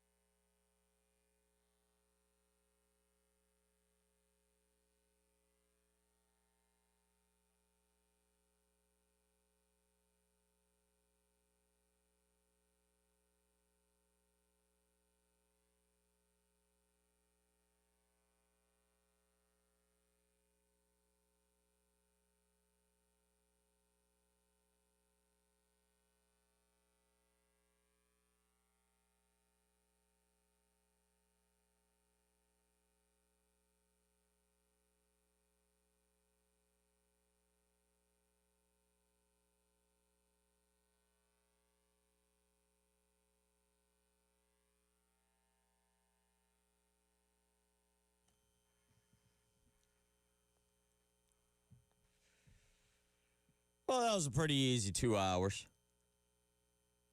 Something tells me it's going to be a pretty easy week here. Again, we got a loaded I want, and we're going to continue to try and add people throughout the week to let you get different opinions. Again, if you want to weigh in, 803-404-6100.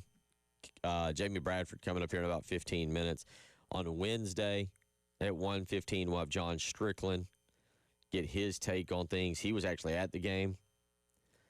Pat DeMarco, we'll hear from him on Wednesday at 2:15.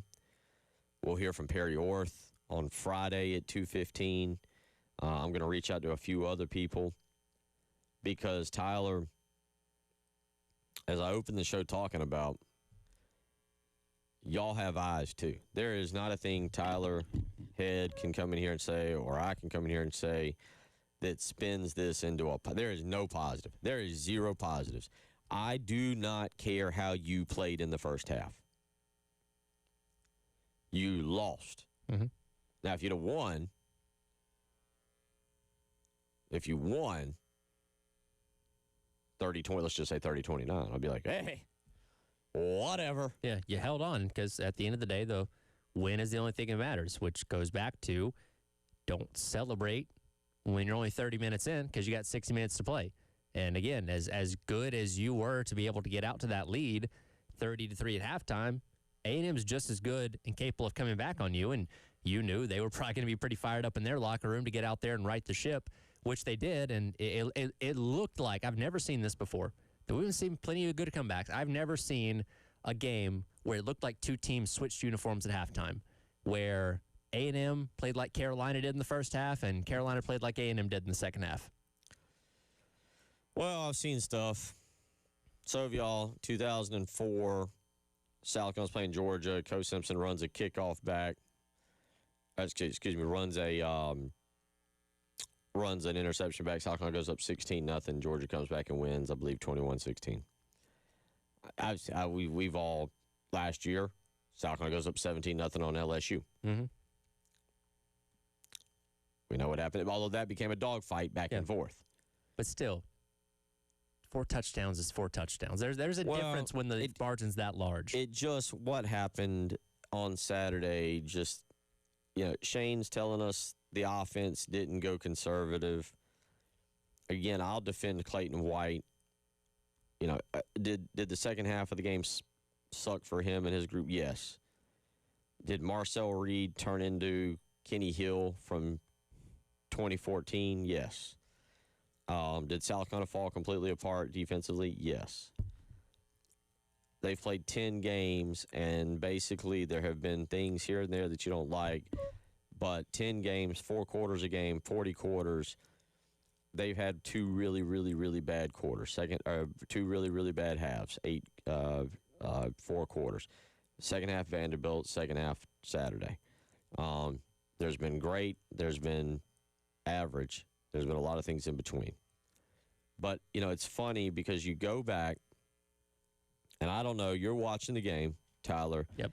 And I think this is the play. 4th and 1, A&M has scored. It's now 30-10. And for reasons that I will just never understand why, because it hadn't worked all year long, you got the ball on your side of the field or on the A&M side of the field. You're driving. I got an idea. Let's run it up the middle. From gun. I mean, you've run 9 games. Mike Furry was calling plays better than Mike Shula was. But you've got a 6'3", 6'4", 245-pound quarterback who clearly, only explanation I have, clearly, because we don't see this, cannot get under center, take a snap, and push forward. Or I'm unaware of it, and the NCAA has outlawed South Carolina from doing it. I don't read the rules enough. I'll go with former, probably more than the latter. Okay, just making sure. It's the things that happened this year are unfathomable, right? Yeah. Like, you can't, it's hard to put it into words. And if South Carolina was expected to be 6-6 or 7-5, and listen, there was a lot of people who said they're about to fall dead on their face. A lot of you fans out there were like, I've seen this. You said it in August, and kudos to you. You called it. Seen this storyline before, and I don't have faith. But the wheels have come off, the wagon's in the ditch, and the horse has 3 out of 4 broken legs. Pretty much. Yeah. I mean, it's, and I don't, okay, it's all fine and dandy, but Tyler, as I keep saying, where do you go from here? Because you can't get to a bowl now. No, you can't. This season I guess you technically can, which still would be just insane. This season is over with. You have failed in your mission to back up what you did a year ago. Yes, technically speaking, if not enough teams make bowl games, you get an invite that way, and nobody's going to feel good about that. Yes, it would benefit you from having extra practices, which is the only plus of that, but nobody's looking at that saying, all right, yeah, we're 5-7 and going to Birmingham or something along those lines. Like, no, that's not going to be worth really anything to your fans at that point in time, and certainly no matter what you do in that bowl game does instill a lot of hope going into the offseason, more likely than not. Like, unfortunately here, when you're in a situation like this, and again, Beamer's going into uncharted territory as a head coach. He has never had to coach a game in his now 5 years where there was nothing on the line postseason-wise for his team. 2 years ago, they at least went into the Clemson game knowing if they won that game, they'd go bowling somewhere. Obviously, didn't end up happening, but still, they've always been playing for something. Now you have a team coming off of an embarrassing loss, a program-wide embarrassing loss, not just for Coach Beamer and the team, but this is a poor reflection on South Carolina athletics as a whole from a national standpoint. And now you're not playing for a bowl game. Again, watch out for Coastal this weekend. I don't know what to expect out of this team going forward. And as fans, unfortunately, you just got to wait. Like the offensive coordinator is not going to be hired until after the season's over. You're not going to know who's staying or leaving until after the season's over. It's kind of like these next 2 weeks are almost like purgatory, right? You're just kind of stuck in the middle. You don't know which way it's going to go, and you just have to wait. I've been here before. Yeah. Was here in 2015, here in 22. Maybe this is a 5-year cycle. God. Well, 2010 was good. Now that I say this, everybody, well, one Spurrier left. Maybe it's a 5-year cycle we go through. Have you thought about that? Have we given consideration? 2015, 3-9. 2020, COVID year, 2-8. 2025, maybe, I don't know, but again, it's like what is it, the movie that I despise because it's awful, where it comes back like every 25 years, like exactly. Maybe this is what happens to us now. You're right, it didn't start in 2020 in 2010. Because Bill, can anything that happens over the next 2 weeks change your narrative of this team going into next year? No, you know it can't. What, Tyler, and that's the worst part, and we will get to this conversation too. There is going to be people that are listening right now that will, how do I phrase this? I feel like even beating Clemson now has lost its luster. Now, you want to. Of course. Don't get me wrong. That would give you momentary reprieve on a bad season. That would let you smile for that day. For that day. You're exactly right. It feels like, and again, if you're just tuning in, they announced it, SEC Network kickoff. We already knew it was noon. You're right. It feels like beating Clemson. You'd smile that day, and then you'd wake up on Sunday and be like, "Yeah, good, okay." We have bragging rights for the next year, but it's not. I don't know how much you're bragging about that one. I'm like Tyler. I'm really fascinated to see where this program goes from here. There's got to be substantial changes. You have no clue. We have zero clue what is about to transpire with the transfer portal and NIL and so forth and so on. There's just a million different questions. And as Tyler said, and it's a good point, first time Shane Beamer will coach a game without, I don't want to say anything on the line. That's not fair to the players, right? That's not fair to the players, the coaches. They have stuff on the line. They have stuff. The fans, on the other hand, who we communicate with you. There's nothing on the line unless you just despise Coastal Carolina. And you know what? Maybe there's some of those people. Yeah, there is. At some point, we'll address the fact that Shane Beamer is now 16-24 in conference play. He's 32 and 29 overall. Yep. I don't think Shane Beamer should be fired this year. I don't know. I think he gets, and I think he gets next year, and I think he gets a chance to fix it. That is asking I told Tyler, and I'm going to try and just kind of continue to work on this concept to Bill Gunner, to me. There is so much on the line in 2026. There's a part of me that feels like this is Lou Holtz 2004. Okay. Now, South Carolina went 6-5 that year. Of course, we had the brawl at the very end of the game, at the very end against Clemson, and then that led to Steve Spurrier. But there was so much, and it was a 1-year deal, and they brought Rick Mentor in, and they went to if you remember that year, they went to the black helmets and the black jerseys, and there was the whole thing, and they got off to the 4-1 start and blew the game against Mississippi. There's an element of, like, so much uncertainty then, because we all knew it was right there at the end of Lou's tenure. Yep. And Shane's not Lou. It is a little bit of an apples to orange comparison, but there's going to be so much riding on December 1 through basically September 4, which is the Friday before the game. We'll catch up with Jamie Bradford. We'll see what he has to say. Thank you again to Heath Klein for joining us in the previous hour. We'll get that podcast up, see if we can get that, and that way you can go back and hear that. You're listening to Tyler Head, Bill Gunner, producer Ed Bird. It is the Halftime Show.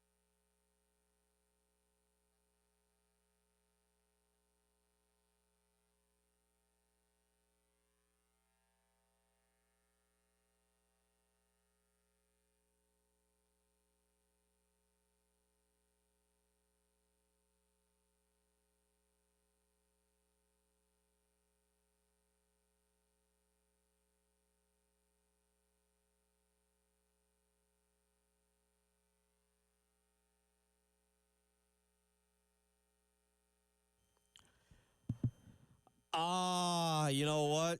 Finally, I remembered that Jamie Bradford joins us on a Monday. Thank you. You're welcome. Okay. I've been looking Appreciate forward. that. I've been looking forward to this about since 3:30 because I have so many questions to ask. Like, what did you do for food this weekend? Yeah. Well, I did my signature chicken, my signature Old Bay chicken wings. I know that. Okay, we need to. You and I apparently need to get a podcast going and talk food because right now, Jamie, woo, you're a fan. I'm a fan. We're I think we're roughly the same age. We've seen stuff. I was 2 years old when South Carolina got beat by Navy, so I don't know what really occurred. I didn't have emotions or feelings for that. But we've seen stuff. How did you consume that football game from the elation of the first half to the desperation and disappointment of the second half? Walk me through the Jamie Bradford kind of feelings for 4 hours. Well, I think the sad part is I, at halftime, probably felt like a lot of people did, which was I don't know that a 27-point lead is enough. Isn't that sad? You can comprehend a little bit of it because if you knew anything about A&M, you knew how lethal they've been in the second half this year. And if you knew anything about South Carolina, you knew that they have grossly underperformed at times in the second half. And you also knew that A&M is really, really good and you're on their home field. But you would still think that a 4-score game, and like if you were just watching that game casually, let's say it was two other teams you didn't care about, but it was just one team upsetting another, most people who have no skin in the game are going to cut the TV off and go to a better football game.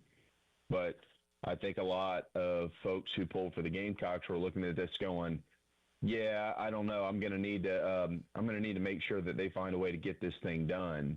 And obviously they weren't able to do it. It was really, honestly, at the end of the day, pretty sad.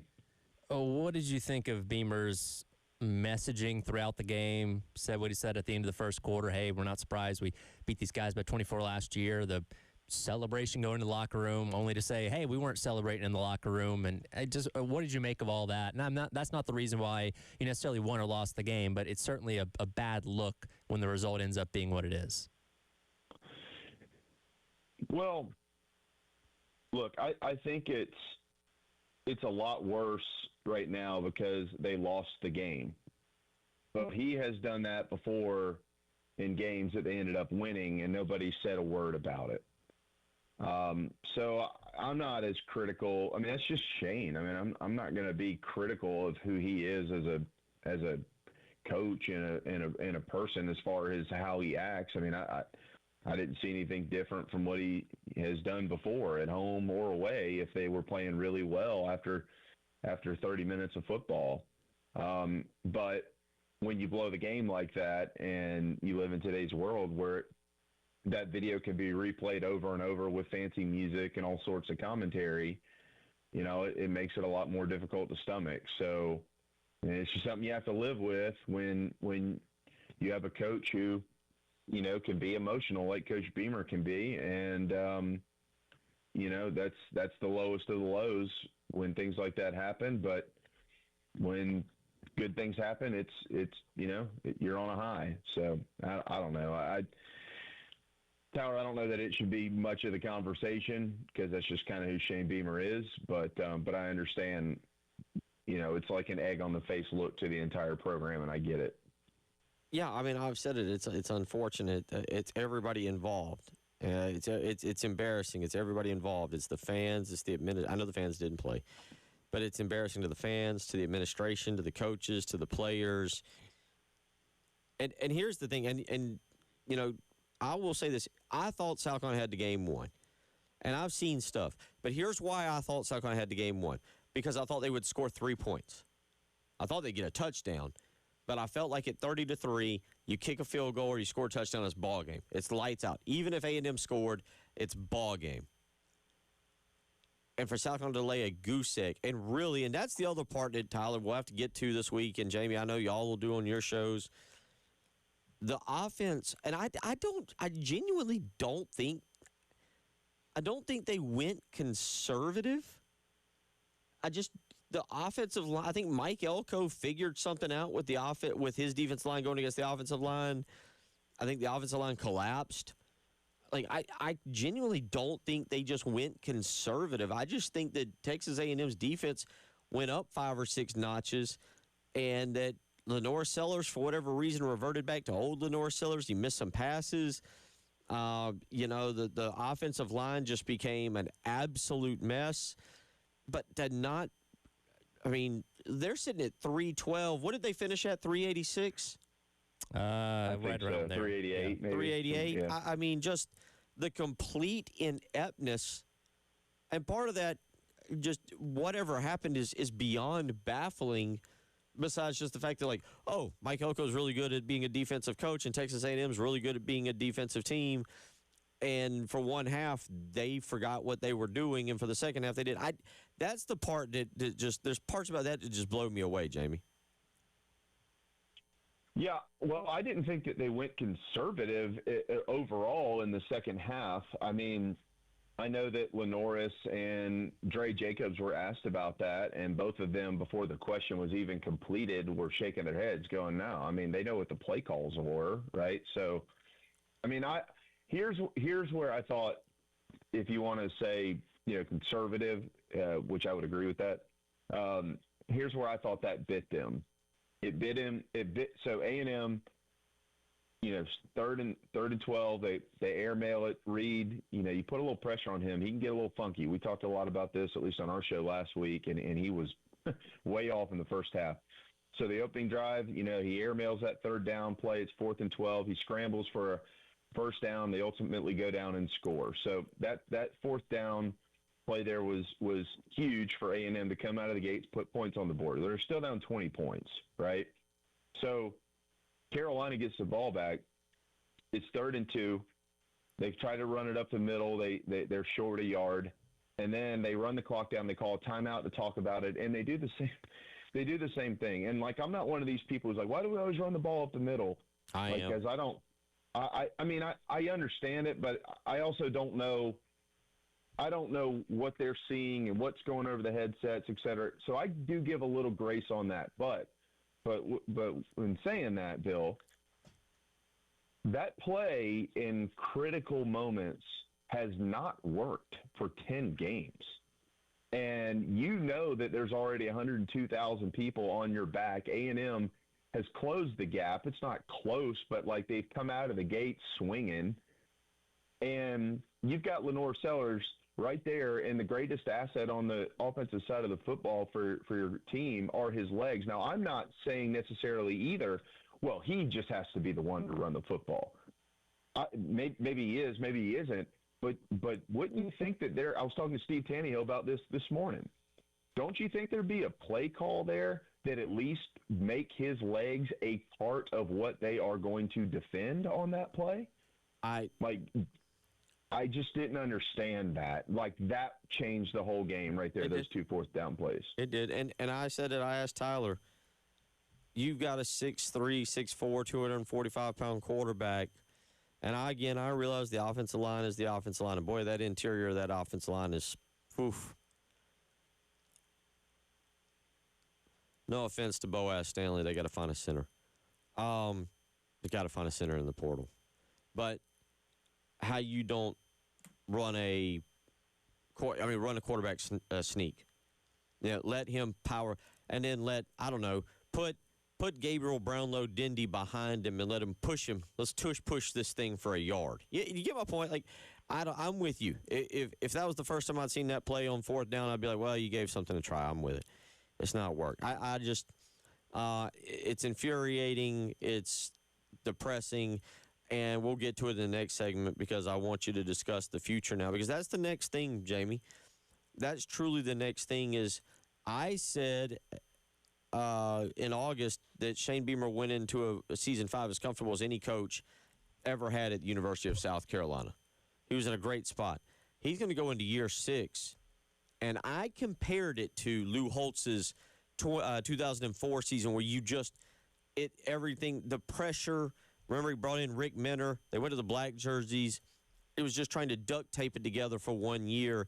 And unfortunately, with the transfer portal and everything that's going on, that's kind of the way I feel. And I want to get your opinion on that. So I tell you what, if you don't mind, we're going to hit a break, come back, and we'll talk future, because now with no bowl game, I know the Clemson game is still out there, but no bowl game, we need to start discussing the future. And I want to get to that with you and Tyler. Is that good with you? You good with that? Yep. I also want to get to, I know you watched a lot of hockey this weekend, and I want to get to that as well.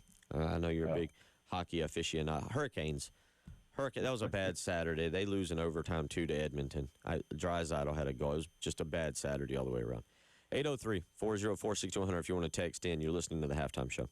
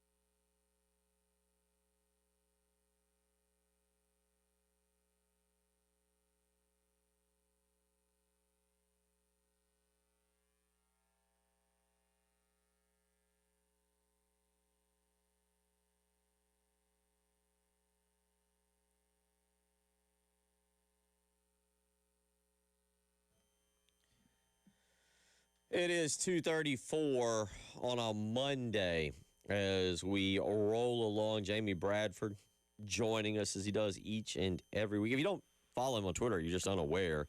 At Sports Media JB is the way to do that. And again, I think Jamie and I are now planning a podcast to do some food because what did you say, Cajun? What did you say, Old Bay chicken wings? The small party chicken wings or the big ones? Yeah, I do. I smoke my chicken wings with Old Bay, and then I just quickly do an air fry afterwards just to make sure they're nice and crispy. Oh. They're pretty popular. Okay, so again, the small party wings, not the big ones, right? You know, that's right. Oh yeah, definitely. Yeah, I might do that for dinner tonight. It's supposed to be not bad up here, and catch. We haven't talked any NFL with Tyler yet. So to me, Jamie, and we haven't talked about this. The question that I'm going to ask you is a question that right now really doesn't have an answer because of the way college football is. We don't know what the transfer portal holds. We don't know the future of Lenore Sellers or Dylan Stewart or Nick Harbor. We don't know the future of the offensive coordinator. Quite frankly, Tyler and I have talked about this. There's going to be so many job openings. The trickle-down butterfly effect could open up a smaller job for Clayton White to get a head coaching job. I mean, there are so many questions that we will start answering on December 1st after the Clemson game that we will not have an answer for until September 5th. But if I said right now, Jamie, what is your opinion of the future of this football program, even though everything I just lined out, I don't think you can give a concrete answer because, again, there's just too many unknowns. But what would it be? I mean, where do you see this football program now missing a bowl game for the second time in 3 years, 1-7 in conference play this year, Beamer 32-29 overall? Just what is your assessment of this football program as we sit here on November the 17th, 2025? Well, I think that you said it, and it's not a very popular response, and I know it's not the thing that people want to hear today. I think that college athletics in general, and led by college football, is as fluid as it's ever been, right? I mean, the conversation around a coach and whether he's going to be back, and a player and whether he's going to be back, and pretty much everything in between can change in a hurry. Now, you've got so much money involved, which is a good thing, and it's also a bad thing. You're having to pay buyouts and things like that. Although I think if South Carolina really wanted to make a move, I don't think a buyout would stop them from doing that. But you also have other ways to use that money. If your administration determines, look, Shane Beamer this isn't his second year where they came out last year and went 3-9, and then this year they're here they are, they're going to be 4-8 or something like that. This just isn't working. Let's just fire him and move on. The guy has done some really special things at South Carolina. So if you're the administration and you're evaluating all the good and you're evaluating all the bad, and then you determine amongst that evaluation, look, this train isn't too far off the tracks. It might appear that way publicly, but it's not. We can get it fixed. So here's what we need to do. Maybe instead of throwing $28 million to get rid of this guy, you go out and put some money in other places that will help improve the entire program. Like, go get a big-time offensive coordinator. How much is that going to cost? How much do you need? That's what it's going to cost. And things of that nature. So, if you're asking me to evaluate where are they today, I think today, if my opinion is, as it stands today, Shane Beamer's the head football coach in 2026. Now, if you go 2-0 over the next couple of weeks and he still wants to be at South Carolina, Shane Beamer will be here moving forward. If you go 1-1, I think there's still a bunch of conversations to be had, and then you go into that evaluation period. Not that you're not going to evaluate it if you go 2-0 anyways. You're going to evaluate no matter what, win, lose, or draw. And if you go 0-2, I would say my feelings on that would be lessened, that there would be a higher chance that he wouldn't be returning next year. But as much as some people want to hear that, I also think as quickly as it is to turn around and rebuild your program, it can also really quickly fall apart, and you might be back in a 2 or 3 year rebuild versus a 1 year rebuild. It's all a chance. I don't know. But as it stands today, I think Shane is the head coach next year. Well, let me ask you and Tyler. And Tyler, I'll start with you because, by the way, whatever I'm about to say, do not go running to message boards and or Twitter or whatever other social media place you want to go to and be like, Bill Gunner's defending the team. That's not what I'm doing. We do have to consider in some way, shape, or form, Saturday was the fifth time that this team went to the fourth quarter with either the lead, 3 of those times now, Missouri, Bama, and A&M, or went to the fourth quarter down a touchdown, Ole Miss, LSU. And that's why I ask, where are they at? Because if you're positive about the program, if you're one of the positive people, you go, man, they're really close. Just something hadn't clicked this year. If you're negative about the program, totally understand. You're like, it doesn't matter. They're 1-7 in conference, and they're not going to make a bowl. I get it. Tyler, I'll start with you on that. I get where you're coming from with that. My thing for me... I'm just throwing it out there. Yeah, I get what you're saying. My thing for me is, like, you were there last year, and you were closing these games out against good teams. You were winning games in the fourth quarter. You're having comebacks against Missouri. You were having comebacks against Clemson, and that was a big reason why you ended up 9-3 and on the playoff bubble. And now you've regressed. Like, it's not just to be in these games. You got to finish them. And this team has shown its inability to finish games, the same type of games they were winning a year ago. And that's where the frustration comes from, because when you compare 1 year to the next, you've taken a step back now.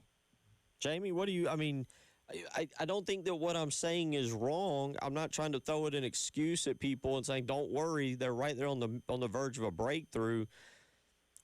It hasn't gone right this year, and they've blown the games for a bunch of different reasons. The offense has stunk, and Lenore Sellers has regressed. But there is something to saying, hey, 5 times this year. If you just split those and you're 3-2 because they're 0-5, we're talking about a different season, but I don't also want to make excuses for them. Well, and that's right, and that's part of that evaluation. A lot of the things that Coach Beamer has said publicly, people don't want to hear them when they're losing. That doesn't mean that there's not some truth to it either. Like he has mentioned how many times they have been in games and they just haven't been able to get it done. That's true. Now, what people hear in that, and they're exactly right, they're not wrong. They're hearing, yeah, but you weren't able to get it done. Whereas you turn around and look last year, this team finished games. And you don't have to look any further than the last game of the regular season in the upstate, right? So, all of that, you have to figure out the why in all of that. And then you have to weigh your options to how to fix that. Does that mean you cut the head off the snake and then you go get you a new snake? Or does that mean that you fix some of the issues that you feel like are internal in the program that are preventing that from happening? Again, I'm going to quote my friend Steve Tannehill from this morning. He was like, I'm just telling you. He's like, this is just the way that I see it. You need to get a big-time offensive coordinator, period, the end, and go score some points. I know the defense has had their moments, and they had a brutal second half in College Station. That was terrible on their part. But overall, those guys have done nothing but give this group a chance. They've given them a chance. And last year they won games for them. So, it might be that simple. Like, we might be so far down the rabbit hole right now. And I know there's other things that could be questioned, Bill and Tyler. I get it. Game management and, obviously clock issues and things like that. Like, those are all things that, like, when you're the head coach – and all of a sudden it looks like you can't manage the game anymore, and one of your greatest assets, like Shane Beamer, one of his greatest assets has always been he's a very likable person. Well, when that likability turns to unlikability and you're not managing things well and stuff, then you've got a major problem with your head coach. Now, I'm not saying that that's necessarily the case in whole. Like, he has had issues managing games and stuff like that. I get it. But, also, is it that simple? Is it that simple, guys? If they simply could just score some points, and we're sitting here at 3-7 versus 6-4, that might not be where everybody wants to be, but it sure as hell be a lot better than 3-7. Are we talking about Shane Beamer not returning? Of course not. We're talking about he's fine. They just got to get this fixed and get these players and spend more money in the portal and yada, yada, yada. So it might boil all the way back down to the thing that's been hampering this team literally since day one of the season. Man, we've heard this offense is really good, and they're really not that good. What if you just fix that offense? What is their record today, regardless of mismanaged timeouts and things like that? It might be that simple. Always appreciate it, buddy. Always appreciate it. Yep. I look forward. Next time, let's put those chicken wings on Twitter so we got something to cheer about and talk more about. How's that? That sounds good to me. You have a great afternoon. We'll catch you next week. Thanks, guys. See you. We wrap this thing up when we come back. You're listening to the Halftime Show.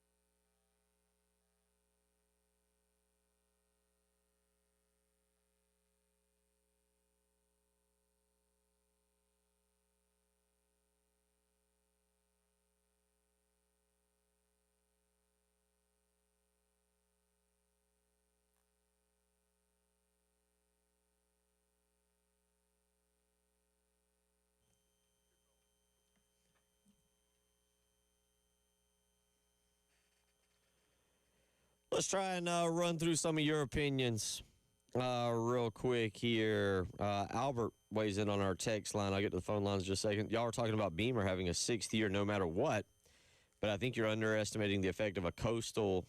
I think he means a Coastal win. If Coastal were to win, would have on Saturday. It's already a toxic atmosphere with the fan base right now. A loss to Coastal would turn it into a nuclear event.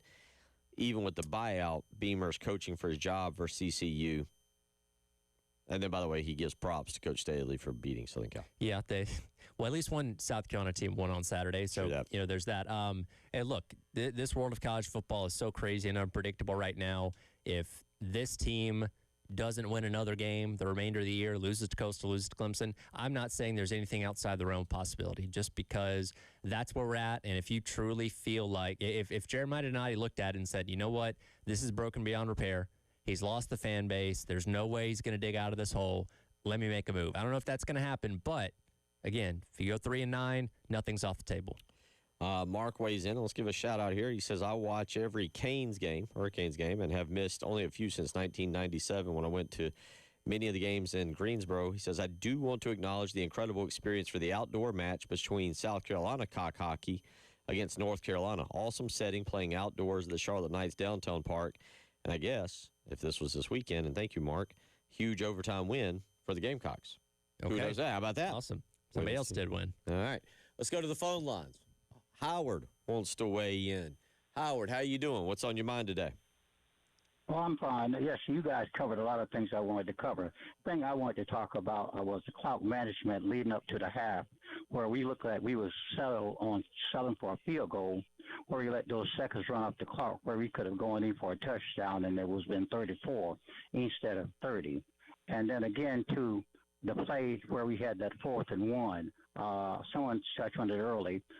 We have a quarterback who is 6'3", 6'4", maybe 240, and still we put him in the shotgun position, run the same play that we've been running all year long, instead of put him underneath the center and get the fullback behind him and let him get that 1 yard. I think if we had matched that touchdown with Texas A&M, because you know that Mike Elko told them during halftime, this is the third-ranked team in the nation. You know he had them fired up. And I don't understand why we didn't tell our Gamecocks, you got to come up with the same intensity that they're going to come up with. But nowhere during the second half, even after they scored a touchdown, seemed like we didn't have any intensity as going back out there and said, we're going to stop these guys. And that's coaching. That's coaching. That's not on the player. I coach too. Coaches have to instill that type of thing into their players. And it seemed like we were just nonchalant. They score a touchdown, we go 3 and out. They score another touchdown and everything. And I don't care what you say. That is coaching. That is coaching. Some coaches have been firing up those players and say, look, guys, we're not going to let these guys come back on us. It seemed like we had none of that fire in the second half and everything. And that's what I wanted to say. I appreciate the phone call, Howard. You're right about the second half, maybe a lack of fire. Let's stay on the phone lines real quick here before we run out of time. Mark wants to weigh in. Mark, how you doing, buddy? Thank you for giving us a call. What's on your mind? Yes, sir. I'm doing well. I was calling. I remember before the bowl game last year, and you had Shula talking about how we want to make him a more polished passer, and I thought, man, like if it ain't broke, don't fix it. Sure enough, the bowl game was the beginning of what we saw all season this year. And maybe people are talking about it, but I just hadn't heard, a ton of people talking about it. But I'm paying money to go to these games. People are getting paid millions of dollars to not notice what I'm noticing, and I'm actually giving them. So it's frustrating from that regard because I can't get the comment about making him a pocket passer out of my head and watching the bowl game progress the way it did. And then you got, I just don't see the writing was right there on the wall. I mean, I remember watching that bowl game going, ooh, next season might be, I'm more worried. And I want to get y'all's thoughts on that, and if that's crossed y'all's mind, and have a good day. Tyler?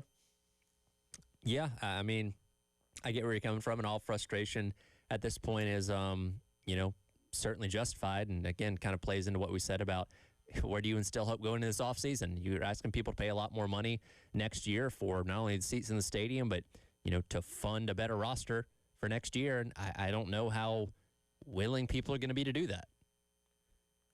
That's a question that we'll have to continue to answer. I mean, again, that was 3 hours.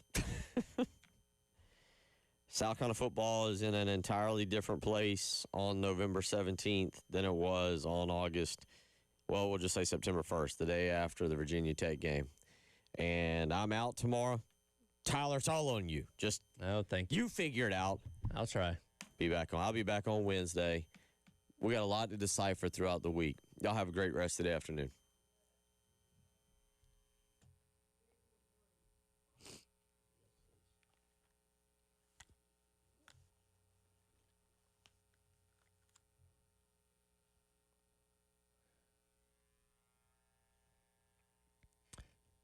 Time right here for our friends over at Tilly's Warehouse, first wine and spirits store in 5 Points in the past 20 years. Locally family owned and operated on Green Street over there, and 5 Points right behind the Salty Nut Cafe and the